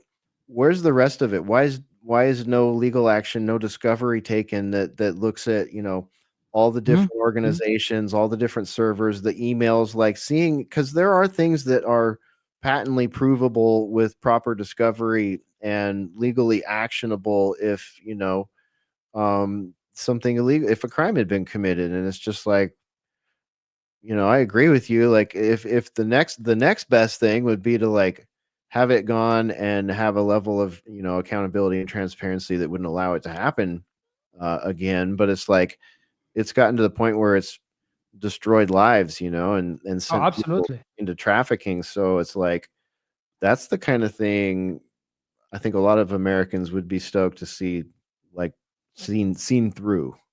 So let's take another example, right? So now they just found out he's been tracking those FBI and DOJ agents that were involved in the J6 investigation, and they found out that there are 5,000 out of the 14,000 employee of the DOJ and FBI were involved in the J6 investigation. Right?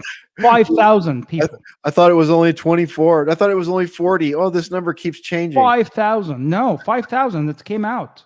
and he's trying to go after exposing all these guys and hold them accountable. So right now he's getting some resistance in the FBI ranks, and they are trying to do some lawsuits to prevent him from going after those 5,000 people. Wait, who are you talking about? Trump or like Elon Trump, via Doge? Trump. Okay. Yeah, Trump. No, Trump DUJ. No, it's Trump DUJ right now. Okay. And so, but some ranks right now, they just actually filed an anonymous lawsuit in DC to prevent them from going and actually going after, because they wanted to expose the name of those 5,000 agents, claiming that will put them in danger, right, by exposing their names and knowing who they are. And at the same time, basically, they are saying, well, they were just following orders. Is there danger any worse than the like 2,000 people they imprisoned and put in jail? Exactly, right, and the violation of the Constitution they did. So, but this is the kind of shit that I think we're going to find out, and the kind of resistance that we're going to see as we start unraveling this madness that we're seeing in Gita right now. And that's a perfect example. That J6 5,000 agent is a perfect example of people we know that they directly violated the Constitution and went after Americans. They didn't do anything, but they weaponized them against them, right? And we'll see what happens. We'll see, like, if they get blocked, or is going to be able to, at least fire them and hold them accountable for it. Yeah, well, Biden pardoned them all, right? In the like least legal sounding pardon ever. He basically pardoned the whole committee and anybody involved and didn't name any names. I mean, that was such a bizarre flash of weirdness at the end of the Biden administration there, doing those pardons like that. And here we're seeing why now, because this information is coming out. And like, also they destroyed all the evidence. That's being looked into. So, again, I'm pretty sure in some cases destroying evidence of a crime scene is illegal for people to do. And we just, as a public, we just want to see those email chains. We want to know who's in on those decisions. We want to know who's pulling those strings and giving those directions. So yeah, this is going to be interesting to see if this goes anywhere, man. Yeah, and this DOJ and FBI reforming is one of the biggest things for us to restore confidence again in the government. Is that has to be under control, and people has to be held accountable, right? For us to restore any confidence in the government, that us as citizens, we cannot just be sitting at home and the government coming after us because we we're opposing certain different views from what they want to push, right? Yeah, he pardoned the pro-life protesters too. The old lady. He did. Yeah, that lady that they throw in jail, right, for for being a pro-life. Yeah, I think she prayed or something. You're talking about Trump pardoning pro-lifers? Yeah, I was talking about the 5,000 Asians that they found that they were involved in the J6 investigation, and he's trying to go after them, and then they just filed the lawsuit to block him from doing that. So, and then we got into that, him pardoning that pro-lifer. I was making the comment, Mark, that when Biden did those pardons for Fauci and pardons for the J6 committee, like they didn't name names. So I'm wondering, like, yeah, 5,000 Fed boys, not surprised. Are they going to be able to block those names from getting to the Trump administration? I don't know. Are they included in that mass pardoning? I don't know. Well, you can't pardon people that were not accused, indicted, or convicted of a crime. There's no such thing as a what do you call it? Advanced pardon, pre-pardon. I don't know what term they use. Preemptive, maybe. Yeah, that's if you take someone that was never convicted or even brought to trial and say, well, I'm going to pardon you, and they never had a crime against, they never committed a crime or spent time anyway. to me, that's just outright fakery.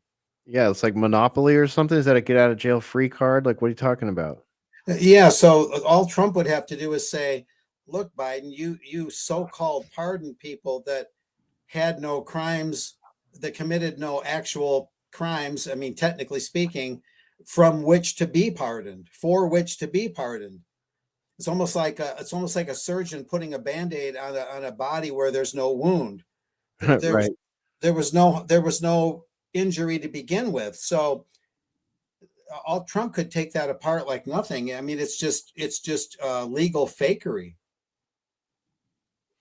Yeah, yeah, it does not make any sense. No. Here's the associated article here out of New York Post. FBI provides the Trump Justice Department with details about 5,000 employees who worked January 6 cases. So this isn't necessarily people that were there on the grounds, but it could be. It should include them, and it just goes to show how big that network is. Even if some of these are desk jockeys and logistics people and whatnot, like that is a massive force right there. That Third of the FBI, there is 14,000 agents nationwide. They used 5,000 of them for the J6. Imagine that. crazy. So it says the FBI complied with an order from President Trump's Justice Department on Tuesday and provided DOJ officials with information about more than 5,000 employees who worked on investigations related to January 6th. On the demand made by the acting deputy attorney general Emil Bove last week sparked concern and triggered lawsuits arguing that the list could put the safety of FBI agents and their families at risk.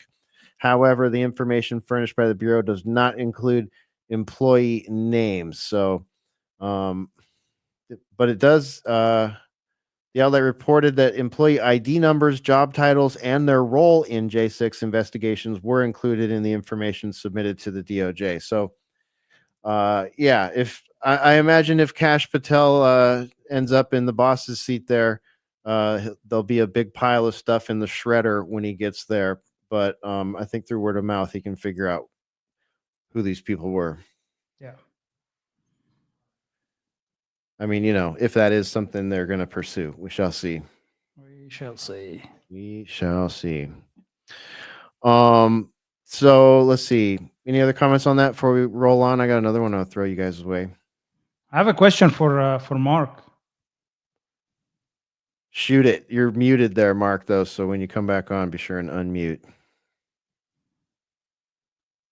Yeah, go ahead. Have you been to the border and have you seen any more action around that deportation or Yeah, what's it like? things around that? How are things? Texas. In my area, there's not much going on. Most of it seems to be at least as far away as Laredo and Eagle Pass, and there's been a lot of activity in El Paso, which is 12 hours from here. Texas being such a big place. That being said, I haven't had as much time to look at all the spots as I'd like. There are a lot of unerected, unused fence sections. They call them bollards. They're large metal sections of border fence that are laying in fields. One is about 4 miles away in Alamo, west of here, and then an even larger field of these fence sections that were either taken down or never put up in the first place is about 8 miles west of here in a city called Pharr, Pharr, and thousands of fence sections. And I have seen a few of them have been moved around a bit, but they have not been taken out of those storage fields en masse or in large quantities yet. I've got some people I need to call to discuss these matters. I did talk to a CPB official the other day. I asked him at the Nuevo Progreso port of entry into Mexico out of Hidalgo County, Texas. His last name's Garcia. I asked this Customs and Border Protection agent, I said, is it better to be in this kind of job under the Trump administration compared to Biden? And he said it's far and away better. Their hands are largely untied. They can do their jobs and they're safer. And I asked him about the border fence sections. He had heard a little bit about it, but he told me to call the Border Patrol offices in either McAllen, Texas or Weslaco, Texas. But he did say that the morale is much higher among ICE and CPB and Border Patrol. Interesting. And have you been into McAllen? I recall going to the like near the bus station and that that Catholic Resource Center, and it was just, they were pretty busy, lines out the door, looked like they were doing a lot of processing. I'm wondering if things like that have calmed down. I need to get down there. Yeah, that's an area that I have not been to lately, and I would think in a couple of weeks I could squeeze that in. So I'll let you know. That's a very good question. I've been keeping a close eye on those border fence sections mainly, and talking to different people. Trying to. I know where a lot of the Border Patrol and National Guard have coffee. Once in a while, I'll talk to them at the coffee joints. As long as I don't use any names, they don't mind talking usually. But I haven't been to those same coffee joints very much, so I need to get back in the groove in that regard. So I appreciate you bringing it up. Yeah, absolutely. Just don't walk in there and tell them your name is the Truth Hound. That might scare them off. No, usually I don't even say I'm with the media. Usually it's just citizen asking the Border Patrol type thing. I only fly that flag if I have to, because as you know, people talk differently to you if they suspect that what they say may be rebroadcast, and they parse their words too much. So it's usually better not to fly that flag and just be the inquisitive citizen, Yeah, definitely, man. just the way it works. Yeah. Yeah. What do you think, Infidel? Does that, Mystical Pharaoh, to answer your question for now? Yeah. Yeah. Thank you. Yeah. Yeah.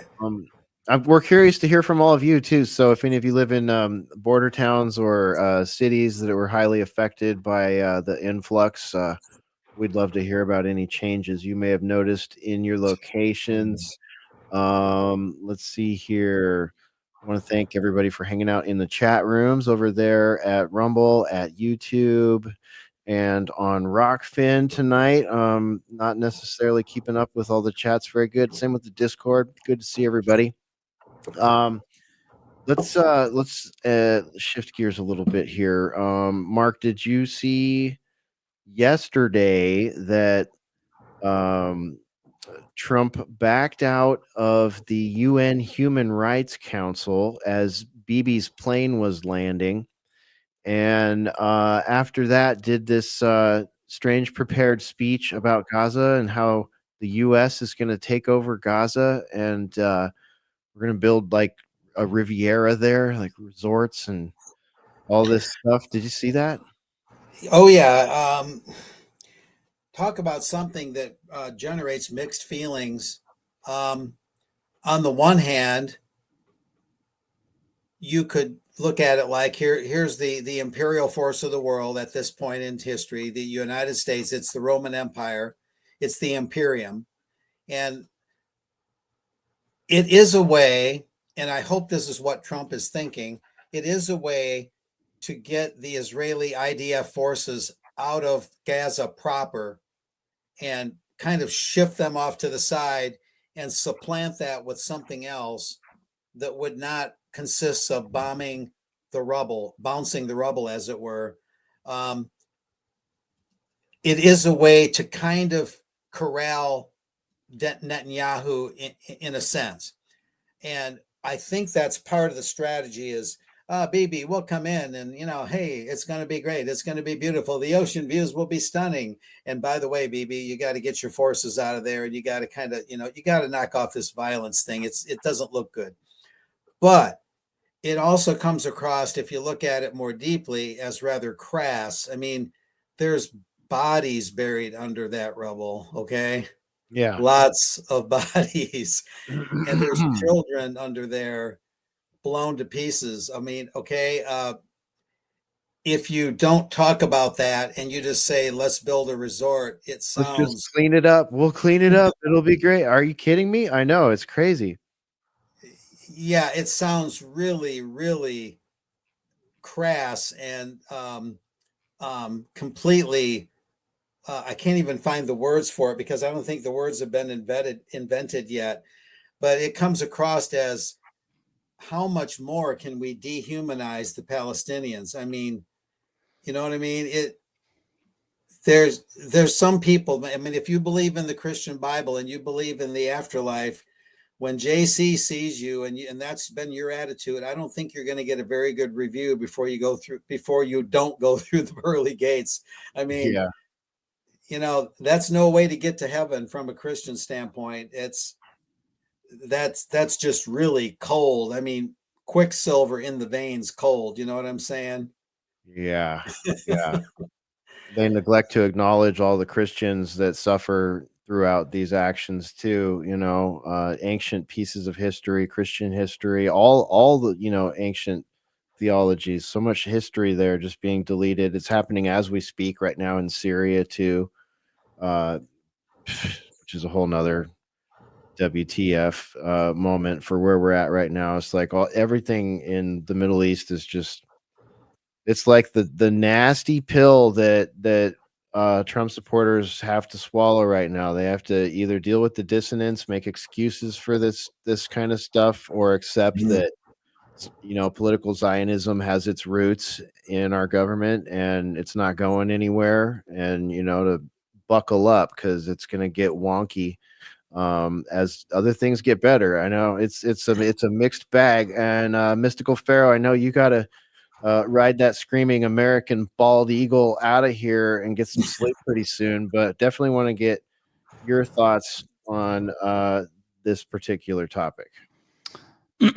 Yeah, I mean it's a mixed feeling topic, right? The topic actually, and I do agree with Mark there that I don't think conventional thinking about that situation is going to solve it. And I do believe that Trump is trying to create a new way that he can create almost like a buffer zone between Israel and that new development or whatever this new Gaza place that is gonna come in. Also, it's a way I see it as a way for them really to force those who oppose him from the Arab side. Hey, what is the solution, right? But I don't think that people that believe that Israel is just going to give Gaza back to the Palestinians and everything is just going to go back the way it was. It's not going to happen this way. And I think the way he's doing it, it might be actually one of the creative solutions to do that. I agree. It doesn't sound right. And if you take that on a faith value, it sounds very crass and very harsh. And you can take it out of context. But at the same time, today he actually clarified in a tweet he is not intending on sending U.S. troops in Gaza. He said that actually. How else are you going to get those skyscrapers built though? Like, I see no way to like send people there to rebuild it and have them not be at odds. You know what I mean? There's still so many people there. Just the cleanup would not go okay without some sort of armed force there. And I don't know. I don't know what's his plan. So that's why I'm interested to see more details, how he's going to carry it before I judge actually what his intentions are out of it. But I think we have to think outside of the box if we really want to solve that solution. Because, like, gentlemen, have you not seen the drone technology with the graviton and unlimited payload capacity? They can get it all done. I know all about it on the Sean Ryan podcast, bro. Yeah. The situation. I'm glad Mystical Pharaoh, aka Infidel, said that a buffer zone is a good way of describing it. But the claim that you can do this without the military, I mean, at a bare minimum, it would seem to me that the Army Corps of Engineers would play a role. And that if you're going to disarm bombs, one problem I have with it is, okay, so after all that mess was made by the barbaric IDF forces, then it's up to our tax dollars and our men and women to go clean up the mess. Yeah. Okay, I understand that if we pay for it, we control it. You know, the golden rule is he who has the gold rules. I understand that. But by the same token, paying for it with blood and treasure and having more maimed veterans come up on commercials where they give you a blanket if you send them $19 a month, and you have more maimed veterans on TV for Wounded Warrior projects. I don't know. I mean, a lot of that ordinance was shipped to Israel through our massively unjust and overpaid and inflated military and other foreign aid to Israel. All this foreign aid is being frozen except the foreign aid to Israel. And some of that buys a lot of bombs. Then Israel drops American made bombs, and then we got to go clean it up. I mean, they better use robots, because disarming 2,000 pounders, I mean, you want to talk about a hard day's work. They just sent another batch of, was it 1,800 or 18,000? I think it was 1,800 2,000-pound bombs just got released over there. And, you know, like the whole idea of a buffer zone, like the problem with that is you're looking at a country where they've had buffer zones in the past. They send settlers into those buffer zones, and those buffer zones become settlements instead of buffer zones. And, you know, everybody's well aware of that. Yeah, that's an interesting point. Yeah, no, I agree. I agree, and that's why I'm interested to see the details of the proposal. What are the guarantees that this is not going to be a full displacement of everybody out, and but I don't know if I can fully judge that yet. Hey, Farrell, let me ask you a question. Based on what Trump said with BB the war criminal to his right, did Trump actually say that all the Palestinians would have to leave, or did he mean that he knows that some would have to leave, at least the worst areas, because there's no other way around it, but those living in the relatively functional areas, if there are such a thing, could stay? In other words, some could simply just stay there, while others who have nothing left, maybe they would be the ones that unavoidably would have to leave. Was there more nuance to it? That's what I understood, because he mentioned, you know, tunnels and cleanup, right, and exploding bombs. So I think for you to do this job in a faster manner, you will have to do some evacuations, right? I don't think you can do that with civilians in place. And think about it. That's what's in his head.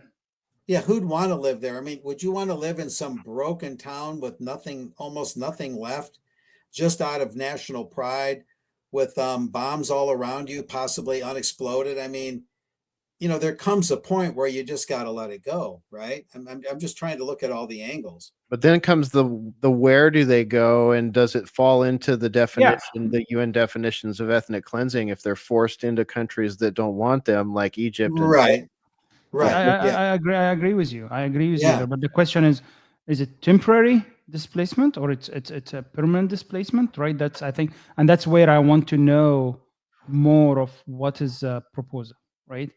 But at the same time, I mean, Gaza was under Egypt control actually from 48 to 67 until the Israelis took it back, right after the 7 Days War, and then they gave it to, you know, back to Palestinians in the 90s, right?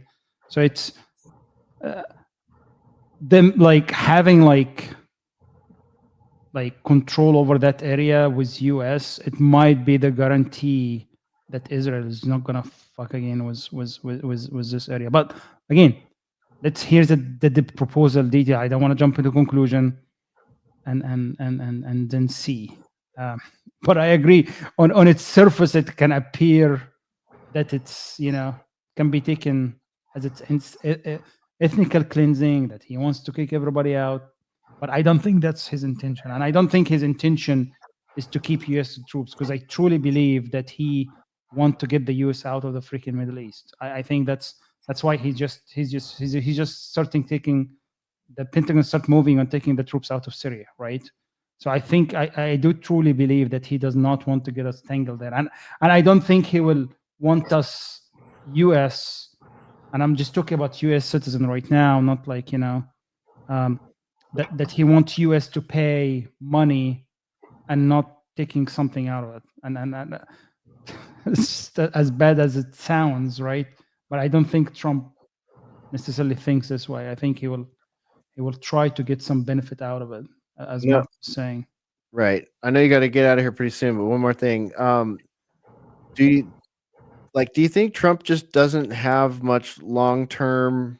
There's no long-term vision here, because it kind of seems like the U.S. government has been there in Syria, basically allowing the former Al Qaeda and ISIS, HST, whatever the hell they're called these days, to just lurk there and steal oil and do all the training and stuff, and then they come in and they take Syria, and now they're letting they have this peace deal with Israel. They're letting Israel set up shop in parts of Syria. I mean, it kind of seems like they're setting up a situation in the longer term where they're gonna have it's helping Israel kneecap Iran, put it that way, and all that could lead to.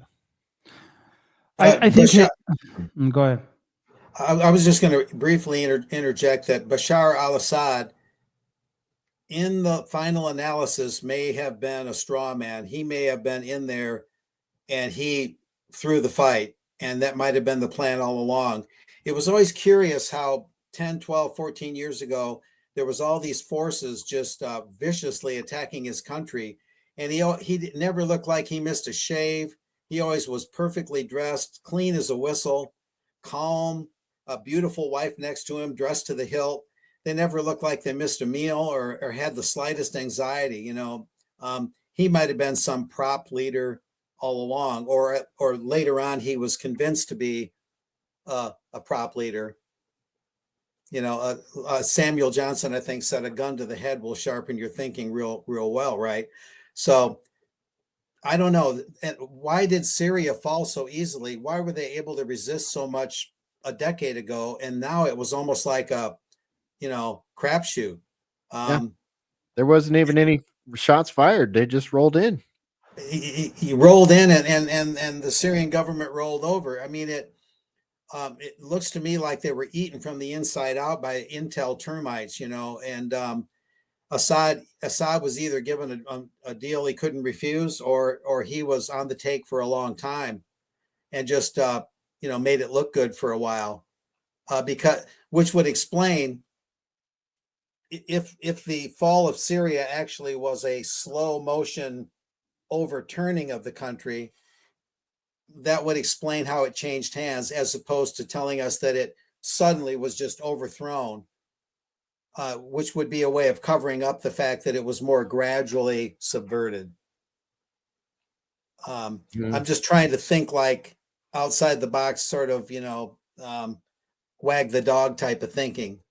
Yeah, something went down there. I mean, he had enough notice to get him and his family out of there safely to Russia, go figure. Funny how that happens with former leaders and whistleblowers and stuff. That's a whole nother. It's just like a shift change at work. Yeah, really. Yeah.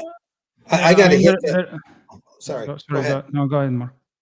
Well, I got to hit the hay too, but I just have a journalistic fantasy, as it were. I'm seeing myself in the press corps at the joint press conference with Netanyahu and Trump. And in front of Netanyahu, I say to Trump, Donald Trump, you're making some very dramatic changes in government. You're recognizing things that Biden didn't have the courage to recognize. I know you're a big supporter of our veterans, and rightly so. How would you address the Israeli attack in 1967 on the USS Liberty? And what you, Mr. Netanyahu, what might you have to say about that? Was it really a case of mistaken identity? We still have survivors from that ship that want to know they're good Americans. They deserve the truth. Mr. Trump, I know you treasure the truth. You're bringing all these things forward. You're doing unprecedented things in government. Imagine lobbing that turd in front of those two, right? Oh my gosh. Yeah. Woo! Or what is the Mossad role in JFK assassination? Trump will promise them a nice chunk of beachfront property in Gaza. Yeah. Well, with it- I was going to say that's one way never to get asked back as a reporter, but other than that, it'd be interesting to see what the other response would be besides permanently being barred from ever entering there again. yeah. We'll see pictures of Mark Anderson with his fingers clawed to the desk as they try to remove him. Physically removing the truth hound. That would just be, but like I said, the press corps there is all just the conventional people with almost no exceptions. And, I thought Trump, I mean, I know he likes to spar with them, but, what do they say in fencing? Parry and what all these, why have these half-wits in there, that he can tell them, yeah, I'm going to take Greenland, and they take it literally. Oh, he's going to take Greenland. It's just, I don't know. Well, one of our chatters noticed that the photos from Mars allegedly look like parts that he's seen of Greenland, and he put two and two together to suggest maybe that's why Trump wants Greenland to help Musk get to Mars. See? Oh my God! And the military, the Space Force has a base there. There you Bingo. go. We're ready to go. Yep. See, everything's come full circle. Yeah. I got to go, guys. All right. Later, Mark. Tomorrow morning is painfully early. It hurts sometimes. I know that. Mark, if you do make it to the press corps, just don't accept any gifts of that are pagers coming from Israel, which is what BB gave to the president. Especially golden ones. Yeah. Who put this magnet on the taxi? Oops, it's not a magnet. Look at this before you go, Mark. This Patrick Henningsen posted this. Any U.S. president who would accept something as depraved as this from a wanted war criminal has got moral issues. What a sick, deranged psychopath, gloating over the bodies of dead children, people maimed for life. Blood-soaked mafia boss Netanyahu is said to have given real Donald Trump this golden pager mounted on a looted Lebanese olive tree cross-section, a sick joke by Netanyahu made at the expense of thousands of dead Lebanese the Israelis have murdered and maimed. In this one pager attack, supposedly target Hezbollah officials, which killed 37 people and injured thousands, including random bystanders. Pure act of you-know-what by you-know-who. And there's a picture of it if you're watching one of our streams. Is that real? Was that actually created and given to Trump? Do we know this? Can you believe that? Crazy. Whoa. Weird. I'll send you the link, man. I actually gave him two. That's what it is. Like one two. Golden. He got two. One. Well, you gentlemen have a good night. Very good analysis. Have a good one. All right, Mark. Thanks for joining us, man. Yeah. If that sucker's gold, is that like some sort of bribe from a foreign country? We saw what happened to Bob Menendez, right? Yeah, seriously. I assume it's inert, but like it's a little on the nose to have the press with both hands on the front face of it there. It's very weird. Wow. All right. Infidel, I know you got to get out of here too, man. So I'll hand it over to you for any thoughts on that or final thoughts for tonight. No, I mean, I think you were asking about his long-term vision. I think his long-term vision, he tried to do that in the first term, and it really relies around just rallying Arab nations around normalizing relationship with Israel. He started with Saudi Arabia, right? And I think MBS is open to it. I think that the question is how to create the right environment so that when they normalize a relationship, they don't have a backlash from their people, right? And I think that's a game that's going to be played between Trump and all those Arab nations. But I think that's in his head. That's a long-term vision is reducing the influence of Iran and increasing the influence of those other nations. And that's why you see the Syrian president, right? He was just visiting Saudi Arabia like a few days ago, right? Yeah. Just declaring shift away from Iran. So I think that's I would say that's a long-term vision, but we'll see how it plays out. Yeah. All right, man. I'm really glad you were able to join us tonight. We missed you the last couple times, and we'll look forward to having you on again real soon. And I'll talk to you this weekend. All right. Thank you, bro. Yeah, and maybe I will be online for Magic Carpet Ride. We'll see. I'll let you know soon. All right, cool. Yeah, join us on Saturdays for mixtapes here at Alternate Current Radio. Join our Discord, get notifications, all that good stuff. Infidel might be there busting out a magic carpet ride for you. You never know what you're going to get, but it'll be cool. Thank you, guys. All right, Thank you later, for dude. listening, and cheers to everybody on the chat. Thanks. Right on. Bye. Later, dude. There goes Mystical Pharaoh. Oh boy. Let's see here. Also, yeah, Ruckus, over to you. Any thoughts on, you want to say anything about this right here, or I don't know what to think about. I mean, it's like this gift is like, no matter how you look at it, I mean, that's very weird. That's very weird. And leave all the politics out of, like, who does that? That is so strange. I mean, like, and what did Trump have to do with any of that? Yeah. Why get him involved? It makes no sense.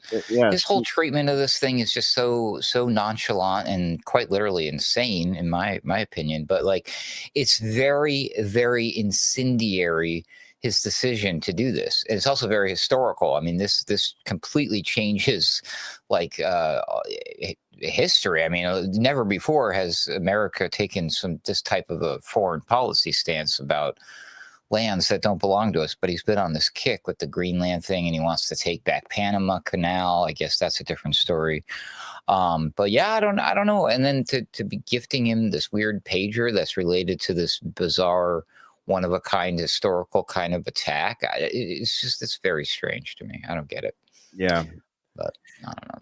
Yeah, definitely. One of those things where you're just being, the X lately has just been like drinking from the fire hose. It's just like unbelievable thing after unbelievable thing. Well, and then that's the other thing too, is just like after this type of an incendiary comment, I mean, like, sure, we had this one strong reaction coming from Senator Al Green, was it? He wants to impeach the president. He's going to put forward articles of impeachment against Trump over the Gaza thing.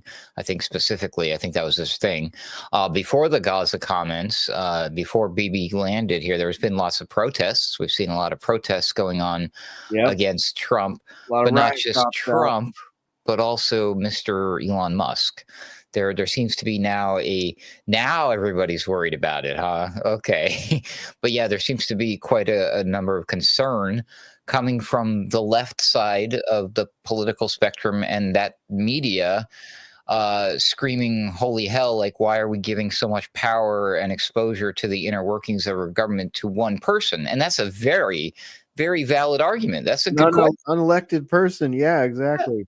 Who but the thing is, now if we question that, we're lumped in with the AOCs and the Senator Warrens and the Chuck Schumers, and now we're one of them. Again, what they fucking did to us. How blind are they? Like, you can't reverse it on us like that. We've been saying that about these people for years, and it's like you're mad about you're such a newbie that you're mad about Elon Musk right now, and you haven't even thought about all the unelected officials and bureaucrats that have been running all the horror that we've been seeing and causing all these wars. I mean, we could just do an entire episode where we run through the list of those people and give like one example. We have so many unelected fuckwits out there running policy and shit. It's mind-boggling. It's mind-boggling. Like this USAID thing. It's just one of hundreds, maybe thousands of like NGOs that are working at the behest of, whoever's pulling the strings on USAID. They're everywhere. Right. So now they're politicizing this thing and couching it under this, like the right will say, the only reason that the lefties are concerned about this is exposing their crimes. Like, well, maybe. Maybe. Point, but the thing is, like, again, would you guys feel comfortable if it was, say, Bill Gates doing this? Would you feel comfortable if it was Klaus Schwab doing this? Yeah. Jeff Bezos. Well, I guess Jeff Bezos is one of us now because he's got the wife with the big boobies, and Mark likes to look at the big boobies, and Elon Musk likes to look at the sailing. And he gets to sit on Trump's right-hand side as he's inaugurated all these guys. That's the grand rebranding of government. That's the grand rebranding. That's planting the flag for what technocratic governance is going to look like. That group right there, and those that encircle them. Does it stop at Musk? Does the buck stop at Musk? Because Musk is it's all Musk. He just comes up with these ideas all by himself, or does he have influences in his life? And yeah, or vulnerabilities, right? Compromising things, perhaps. Rich people tend to, have some idle time to do some compromising things. Sometimes they're born into it. You start looking at, that kind of thing. And like, this all goes back to what Mark asked earlier. It's like full circle once again. Like, if that technocrat crowd is really sort of a shadow set of avatars for the CIA, and they're embedded in government like that, as we're watching, politics and government rebrand, and everything that was conspiracy now become mainstream, okay to talk about, okay to shut down, blah, blah, blah, and it's political now. That, like, they've mastered politicizing things that shouldn't be politicized, to the point where even the political class is now politicized in a way that's all about personalities and labels, and nobody seems to really look at the bigger picture, or at least not enough people look at the bigger picture. I don't know. That's what I'm seeing. And a flagrant, like, obvious again case of conflict of interests going on here. I think they learned their lesson during the shutdowns and all that, right? We're like, oh, we see what you're doing. Now that's like, nobody sees what they're doing. It's crazy. I mean, we see what they're doing, but I mean, like, so Elon Musk and his buddies they are the ones who stand to benefit from all these good things that are happening. Sure, they're good, but they're ultimately only being done not because anybody gives a flying F about whether or not this is good. It's because they're going to benefit. They're going to reap the rewards by offering that. Hey, we've got this nice, shiny, new digital packaged solution for you, ready to go for your problem. How do I know you have a problem? Well, you're going to let me look at it, dig deep, and prove to you that you have a problem. But don't worry, I've got the solution. And the solution is all of this AI that they've poured billions and billions and billions and billions of dollars and time and energy into. Whether or not it's real, I mean, even if it's just snake oil, this is the next big thing, and this is the ultimate solution. We're going to let go all of these jobs. Well, and the government, it's not going to fall apart, but we're going to hand it over to AI, and then what? Then where are we at? Yeah, it depends what pieces of narrative we get handed to go with it that we're going to be reacting to, I suppose. So we'll stand by for that. That'll be fun. I've noticed Bill Gates has been making the rounds again. Well, okay, let me set this up, because he made the rounds twice in a row. There's a reason. It's because he had to do the whining tour of like, oh no, how dare you take money away from U.S. aid because of Gavi and vaccines. So he was screaming bloody hell about the next pandemic and how we're all effed now because they shut down U.S. aid, yada, yada, yada. But this right here that I just sent you, I'm like, they brought up the AI thing. And this is where I got quite concerned. All right, so here's him on the dreaded Fallon show. Let's see here.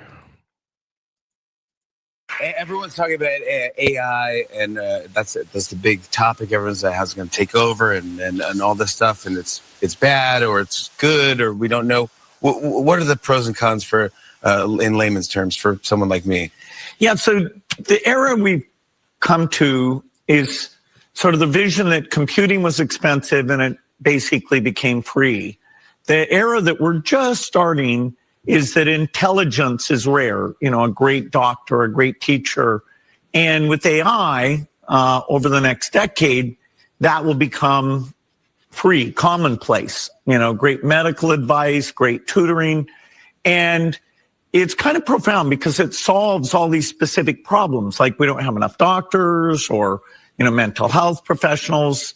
But it brings with it kind of so much change. What will jobs be like? Should we, just work like 2 or 3 days a week? So I love the way it'll drive innovation forward. But I think, it's a little bit unknown. Yeah. Will we be able to shape it? And so legitimately, people are like, wow, this is a bit scary. It's completely new territory. I mean, will we still need humans? not for most things. We'll decide. I mean, hosting a talk show, definitely. You're gonna need, really? Well, we'll decide, like baseball. We won't want to watch computers play baseball. That's correct. Yeah. And, so there'll be some things that we reserve for ourselves. But in terms of making things and moving things and growing food, over time, those will be basically solved problems. Yeah. I know what he means when he says growing food. It's not what you think. Yeah. Exactly. When he says we'll decide, I know who's we. does he mean us as humans, or does he mean him and his buddies? Like the sandwich eating baseball people will drive the market, or the actual him and his buddies we. And I hate to disagree with him, but I think that we will swiftly come. Nobody will want to watch humans playing baseball. If you talk, okay, look, listen, the kids love to watch other people play video games. Mm-hmm. This is a huge thing, and they don't even show interest in wanting to play the games themselves. That is the new entertainment. So we moved from, like, instead of playing baseball, we digitally play baseball and video games, and now we just watch other people play the digital version of baseball. But it gets worse. I will find a link to this so you can include in the show notes. My jaw hit the floor when I saw this video on YouTube. Somebody did a deep dive into this. There's something going on with Call of Duty. They changed some of their terms of service, and somebody did some deep dives into this. And apparently, I'm pretty sure it's Call of Duty. But basically, what they're doing is somehow they basically learned that you, the player in the damn video game, are training artificial intelligence how to play the video game and get better at beating you, is allegedly this concept. But the theory is that at some point, you're not going to know if you're actually watching a human being playing the video game, if you're just watching NPC on NPC action. So we could very well see an instance where, yes, not only are we not watching real life humans playing baseball, we're not even watching humans playing a video game version of baseball, and we're just all simply entertained by the AI. Where that leaves us, I'm not so sure, because I don't think we're part of the big club that's going to be enjoying the virtual baseball, Hesher. Yeah. I don't really mind if they want to train their AI bots in the game on my gameplay, because I get better every fucking round, so they can suck it. They'll have to get better too. And I hope I would encourage all game people to follow the lead of Battlefield. Like, if you play Battlefield, it tells you, like, like you see the player's handle when you put them under your reticle.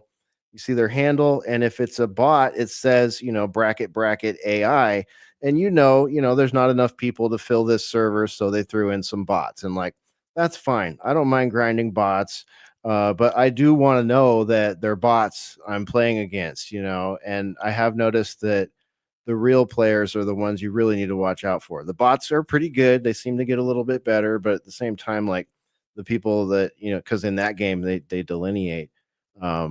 So yeah, I would hate to see it go the way of them grifting people into not knowing if they're playing bots or not. But I'm sure plenty of them would. I don't see why a lot of only possibly if there's a lot of money involved, if that's a motivating factor somehow.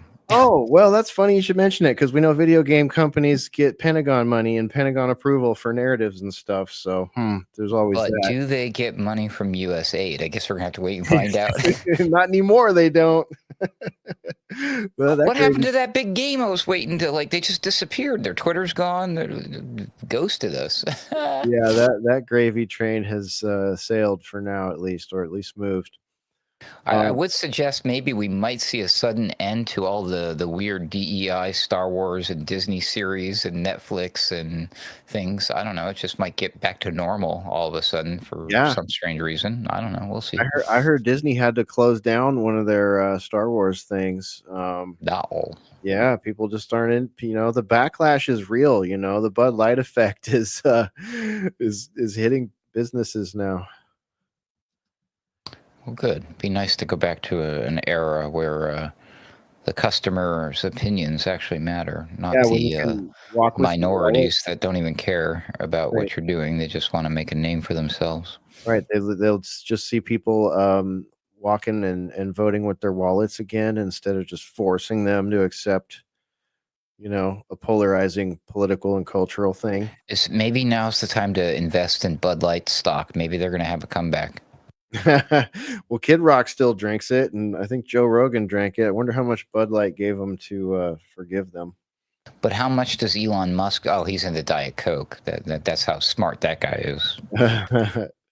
Don't drink that stuff; it'll rot your brain. Let's take a look at what Billy Boy had to say on The View. I think he made some comments here that kind of circle back to something we were talking about earlier. The dreaded View. Here we go. I apologize in advance, but I want to see what Billy had to say. Same sweater. Yep, same sweater. How about that? Spent the most sleepless nights worrying about pandemics. After COVID, has that changed? And if it has, what keeps you up now? Because we all need to know. Yeah, the pandemic sadly was fairly predictable, and it won't be the last pandemic. The next one could be far more severe. I mean, this one, it killed millions. It was awful. We got the vaccine. Actually, President Trump's leadership was a factor in getting that out quickly. And so when I spoke to him, I said, okay, here's some other medical innovations, including a thing called an HIV cure that could be accelerated. So, we should be more prepared both for a pandemic. I'd say that's still number one.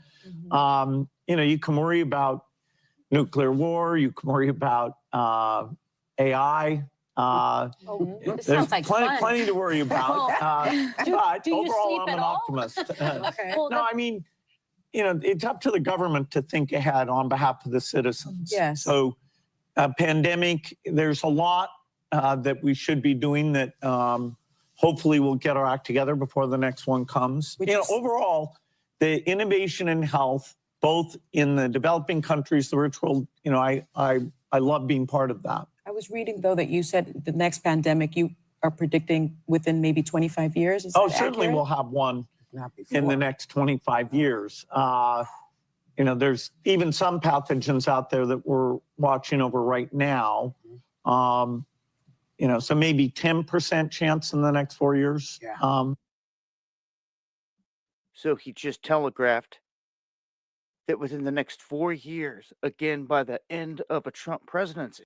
Hey, that sounds like who? Dabo. Dabu. Dabu? It is Dabu Dabu. 7. Man, I haven't seen Dabu in a while. I'm glad he's still out there.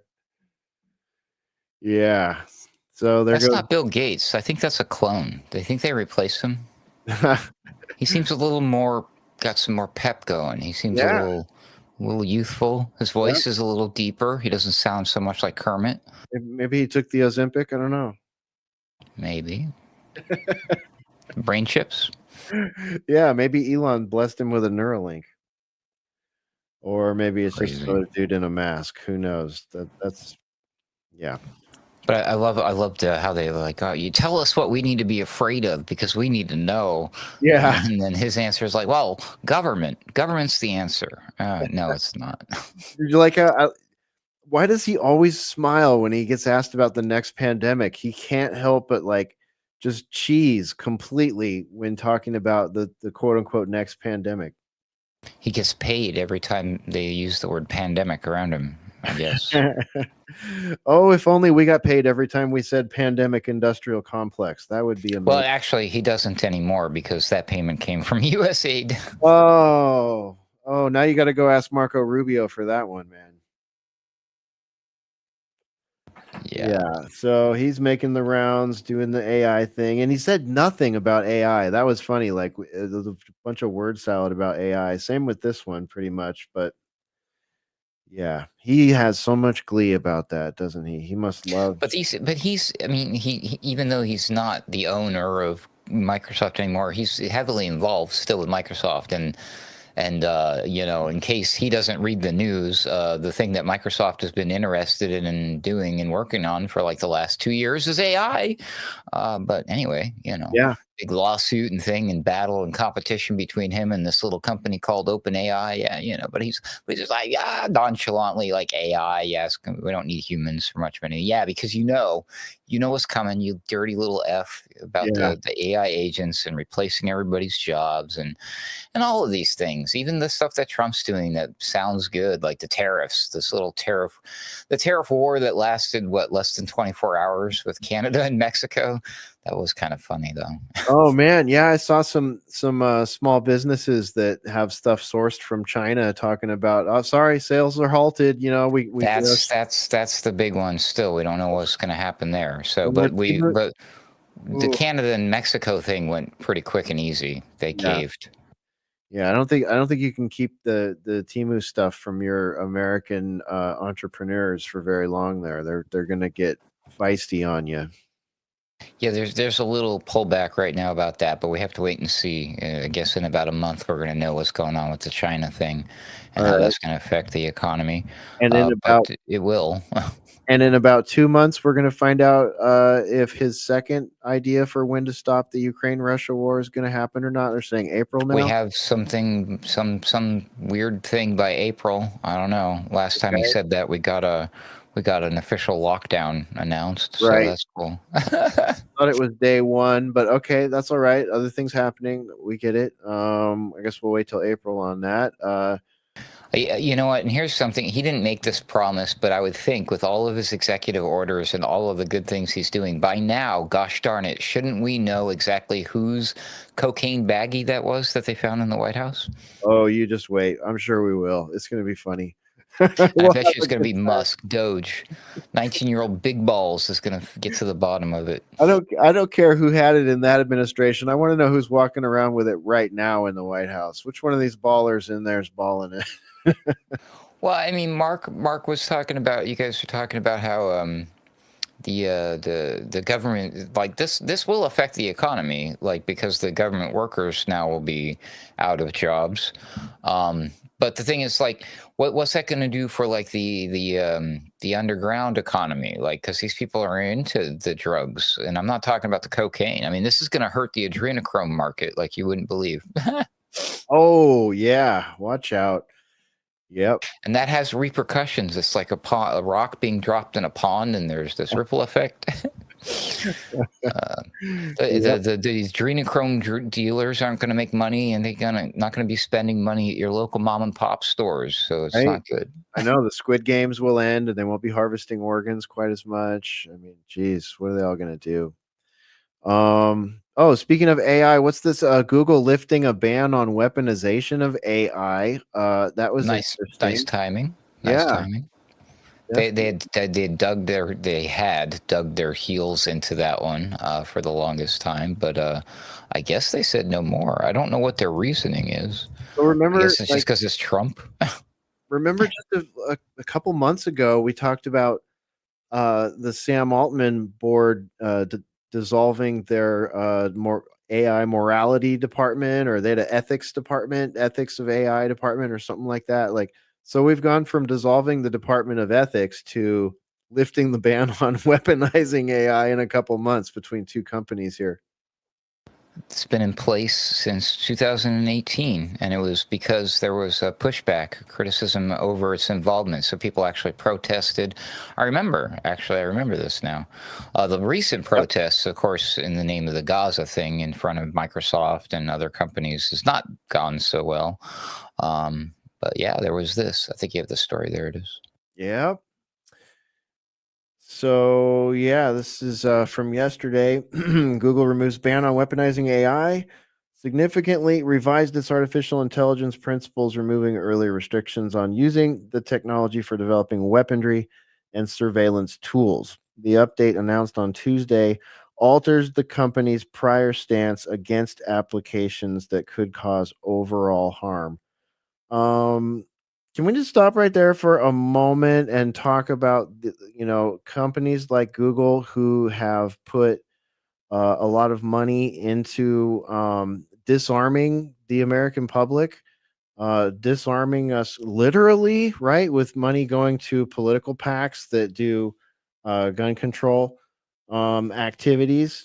and censoring us for, allegedly potentially causing harm with words we type on the internet or post on our websites or say on platforms that they own. Like, they're not cool with any of that, right? And that's a bouncing ball that you can't really follow. That's sort of a behind the under the hood, set of decisions you're not involved with. You're not even told how, in what way they would like you to self-censor yourself. You just find out the hard way. But now, like, what does Google have to do with weapons anyways? That's what I'm getting at. Like, why does Google need to even be in the business of making a decision about whether AI should be used to enhance weaponry, create weaponry, and weaponry is quite a word. That's a pretty all in weapon. What do you mean by that? Are we talking 9mm? Are we talking weapons of mass distraction? Are we talking doxing systems, shadow banning systems? I mean, these are all things that could be considered weapons and weaponized. I mean, some would argue, Google, that your algorithms themselves have been weaponized against your own users. So what is it you're looking to enhance? What was the original document looking to stop from happening? Oh, looky here. In 2018, Google established a set of AI principles in response to criticism over its involvement in military endeavors, such as a U.S. Department of Defense project that involved the use of AI to process data and identify targets for combat operations. Again, with these companies, are they really private companies when they're doing stuff like that in the background? Like, they're massive government contracts to that level, creating the surveillance grid? I mean, conflict of interest with all that Title 230 stuff right there. And it said here there was an interesting line that Margaret Mitchell, who previously co-led Google's ethical AI team, not anymore, told Bloomberg, who got caught receiving funding from USAID, that the removal of the harm clause may suggest that the company will now work on, quote, deploying technology directly that can kill people, end quote. So, wow. Did you do that? How did you do that? It's one of my new settings I found. I was like, shit, I thought, did I do that on my OBS? Look at that. That's I pretty know. slick. All right, Yeah, that's neat. it's built right into The the thing screen. is, like what you just said, like the words are weapons. The algorithms are weapons. And whether or not Google was involved in that, well, now they can be, right? So I think I think this has to do more with the fifth generational warfare stuff than the traditional warfare stuff. And it's a red herring to suggest, oh, the people are angry about the data being fed to the satellite systems, to the Elon Musks, to the Starlink, to the Pegasus that's killing boys in Gaza because they're male, or whatever the giant terrible thing is that they're all involved with doing. But maybe this is bigger because we're moving towards this. Maybe there is another big P word coming, just as Bill Gates is coming sometime in the next 25 years. And social media is not going away, right? So let's just imagine that we're all locked down again, and the only source of information we have is online, and we're all on X, and we get our X payment and our UBI, and wearing our 6 face masks and staying 6 feet apart from ourselves, I guess, inside the metaverse. But yeah, the weaponization is the propaganda that they're going to use against us, which will be tailor-made for each one of us individually by the AI. That's just the theory I have, but what say you? Yeah, totally. X payments. We're not on X tonight because I didn't make my payment to X. Like, they want my money. I'm watching these people with their accounts, just making money hand over fist, and they're like, no, you can't live stream on here anymore unless you pay us. It's just like, oh, I got to think about that for a minute, you guys. I noticed this one too. This is one more interesting tidbit in this article. Google's reversal of its policy comes amid continued concerns over the dangers posed by AI to humanity. Jeffrey Hinton, a pioneering figure in AI and a recipient of the 2024 Nobel Peace Prize in Physics, warned late last year that the technology could potentially lead to human extinction within the next 3 decades, a likelihood he sees as being up to 20%. Hinton has warned that AI systems could eventually surpass human intelligence, escape human control, and potentially cause catastrophic harm to humanity. He has urged significant resources be allocated towards AI safety and ethical use of the technology, and that proactive measures be developed. So that's what that whole board at Altman's OpenAI was supposedly for. Altman is in beef with Musk. Both have competing AIs. Zuckerberg's bought up a bunch of AI. Google, obviously AI. Oracle, they've got theirs or their deal with whoever Palantir works through to AI. So, we've got the warring technologies here, all of which lead to panopticon discussions, and according to Jeffrey Hinton, to Terminator Skynet discussions. Yeah, no matter who wins this particular war between all of the AI companies, we lose. Yeah. And this shit that Hinton is describing, this is the same stuff that Elon Musk used to warn about, right? Remember? Yeah. This was the whole premise originally for his Neuralink before he spun that into, no, we're just helping paraplegics or kill monkeys or whatever we're doing. Sorry.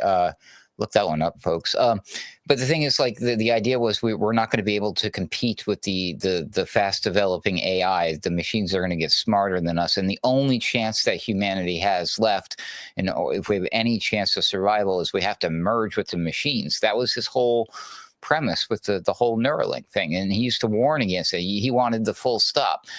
All of these people signed this letter. Remember, they all got together and they said full stop, and then we had whistleblowers, and they're like full stop, and they had a fire. They fired Altman, and then they rehired him. It's crazy, and now they're all working towards the same end goal here, but I don't know what that end goal is. Like, I think Elon Musk is very much interested in replacing the government with his Grok, with his XAI company. I think he wants Grok for government.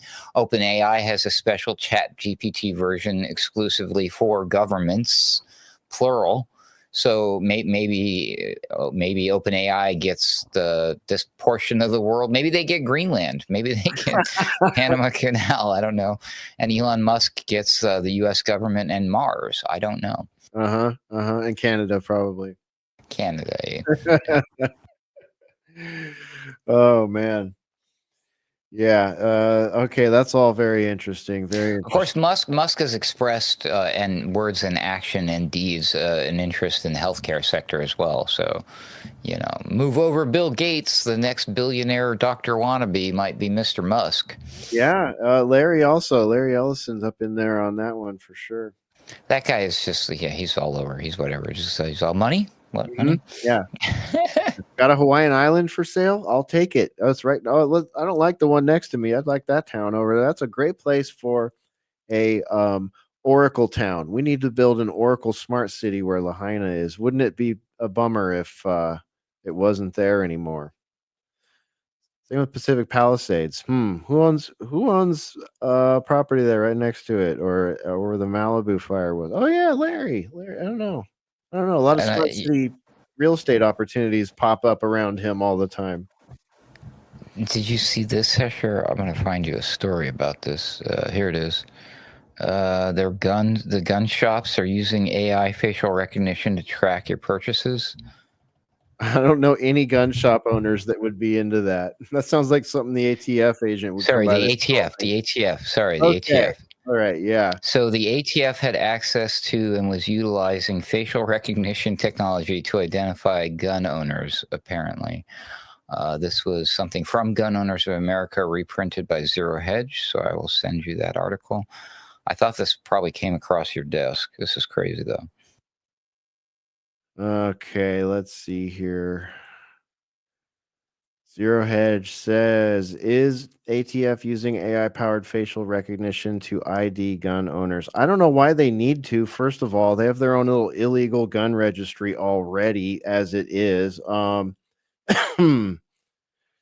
Several reports now indicate that ATF has access to and utilizes facial recognition technology to identify gun owners. In fact, 2 Government Accountability Office reports confirm that ATF does have access to various facial recognition systems, including Clearview AI, Vigilant Solutions, and other systems owned by other federal, state, local, tribal, or territorial law enforcement agencies. So, yeah, not just the ATF, but basically anyone in law enforcement you could think of. The GAO described the Clearview AI database as a web based facial recognition service using 30 plus billion facial images sourced from publicly available websites, including news media, mugshots, and you guessed it, social media websites. So, yay, internet. And Well, then people are going to be walking around with those smart glass devices and stuff. yeah, yeah. I know you can get a pair of Wow. like Wayfarers now with little smart, all the smart doohickeys in there. So there you go. There's your matrix of snoopers and peekers. And Wait, now, people, we know you're sick and tired of us telling you if you see something, say something. You don't have to I anymore know. because we'll do it for you.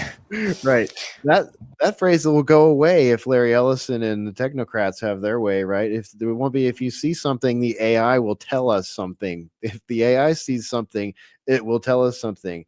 And Oh, I'll do you one step better. If you even think of something, we'll know that you were thinking of it before you even thought about it. yep, exactly. Yeah. All right. That's all I got, Ruckus. What about you? I think so. Is there anything big? From Did Trump eggs? do any other big things today? Did he make any significant changes on the world? Oh, that's right. This was crazy. I mean, unheard of. I was like, wow, where do these people get these ideas? But he did the unthinkable, something nobody ever in their right mind would have ever thought to do. He's not allowing men to play in women's sports. Oh, right. That's Yeah. crazy. Who Yep. does he think I mean, wow. I He's a know. genius. Wow. Oh my goodness. What will the I was gonna say what will the feminists do, but feminists would agree, I think. But you know. I will say, did you see the signing of that one? That EO? No, I didn't see that one. He surrounded himself with a bunch of girls, like children, girls. Like The little ones? president of the United States was surrounded by females of all ages and various shapes and sizes, including little ones. And dude, no lie, the president of the United States of America was not sniffing a single one of them. So I must Amazing. say, I'm happy for that kind of a change. So thank you for that, Amazing. Trump. He was Amazing. actually really good with them too. I was like amazed. I was like, man, what a huge night and day difference right here between the two administrations. I know. Crazy. I feel like we've seen and heard more like footage and words and just like presence in the first, whatever less than 20 days uh than we did in the entire 4 years of Biden. Like if you were to compact all of his media appearances, like they might have already been overtaken. We won't talk about how many executive orders he's done, which is a lot. Dude, I was trying to find the complete list today, and all my complete lists are Good like luck. days old. It's just like no one's able to keep up with them. It's crazy. The dude's gonna I'm worried about his wrist there because of all the signing of his name and everything. I Pretty want crazy. one of those Sharpies. Where do I get one of those cool black Sharpies? Because all I get are the gray ones with black caps. I want Trump Sharpie. But yeah, there was that. That was good news, though, I guess technically. Although Bob Moran did point something out on his Twitter feed. I don't have it in front of me, but it was paraphrasing here. He was like, "Yes, this is a good thing that Trump did that, but at the same time, hey, haha, because when you drop dead on the sports field from these new AI vaccines that we're going to rush and make available to you, it's okay. At least you won't have been beaten by a man." So I was like, wow, okay, good point. Yeah. Good point. Yep. Back to So take reality. the good with the bad, I guess. Yep. It's good to have those voices always pull us back to reality. Hey, thanks, Anna. We got a tip from Anna on the Rock Fin. You rock. Everybody rocks out there on the Rock Fin. Everybody rumbles out there on the Rumble. Everybody that would be with us on X, you've been X'd out tonight. Sorry about that. My bad. And YouTube, great to be out here on the YouTube. Thanks, everybody, for being over there and helping us with the comments and all that good stuff. Do the YouTube things, like button, subscribe, all that. We want to see that. We appreciate that when you folks do that. lets us know that we should keep coming back to these platforms. So definitely do that. And what else? We'll be doing Sunday Wire this Sunday. Patrick has been doing these midweek wires during the middle of the week. He just did one today. Trump annexes Gaza, USAID, him and Freddie Ponton. So check that out. There's a fairly new edition of the Daily Ruckus on the Alternate Current Radio website. So visit our website and hit the support links there if you want to support us. Join our Discord. Any other housekeeping, Ruckus, I might be forgetting? No, that's it. I should have a new episode up sometime tomorrow, or worst case scenario by Sunday. I don't know yet. It's a rather large episode that I got to wrap up here with my 12 days of Ruckus. It's going to be 12 bummers coming. So use your imagination there. Last one from me real quick before I forget, and I might be reporting two things as one, but I don't think I am. Trump issued an executive order, another one, I know, but this one for the establishment of a sovereign wealth fund, which is something brand new for this country, historically speaking. Other nations do this type of thing.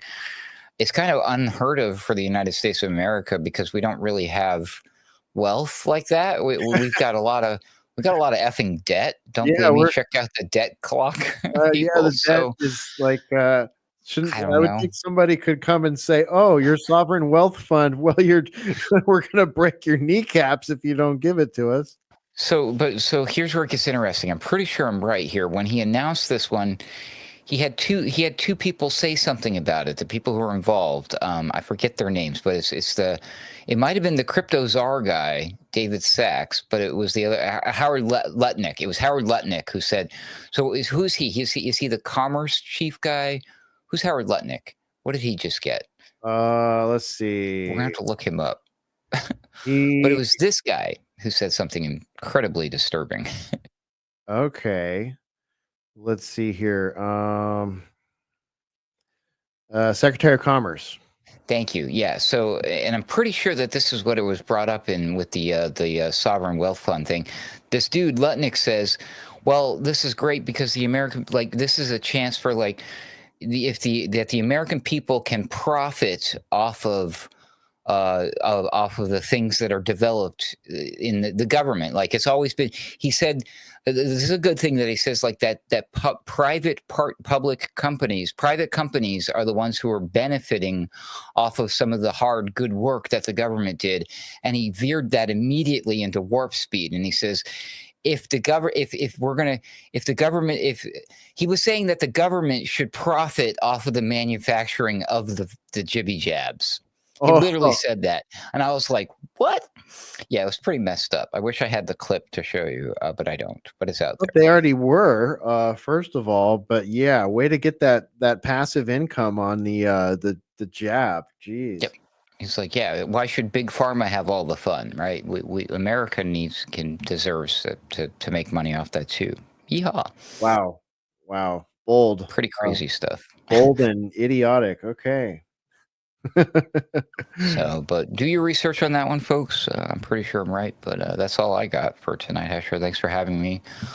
So yeah, brand new episode of the Daily Ruckus. Keep an eye out for that, and then you'll probably see me doing something, maybe an X Space with Patrick Henningsen over the weekend. I might hook up with Dr. Clown from Media Bear and do something over there. Who knows?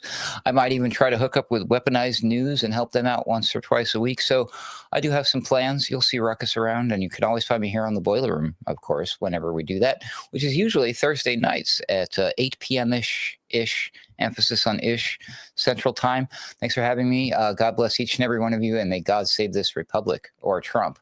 Ruckus out. All right. There goes Ruckus. Thanks everybody for hanging with us tonight. It was great to have everybody with us, and sorry again to our ex-viewers out there. We'll see if we can't get that sorted.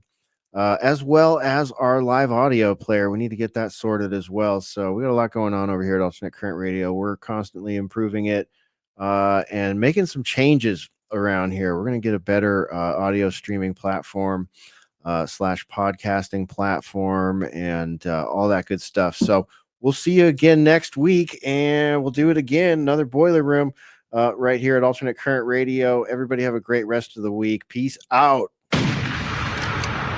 That's it. Go ahead and run. Run home and cry to mama.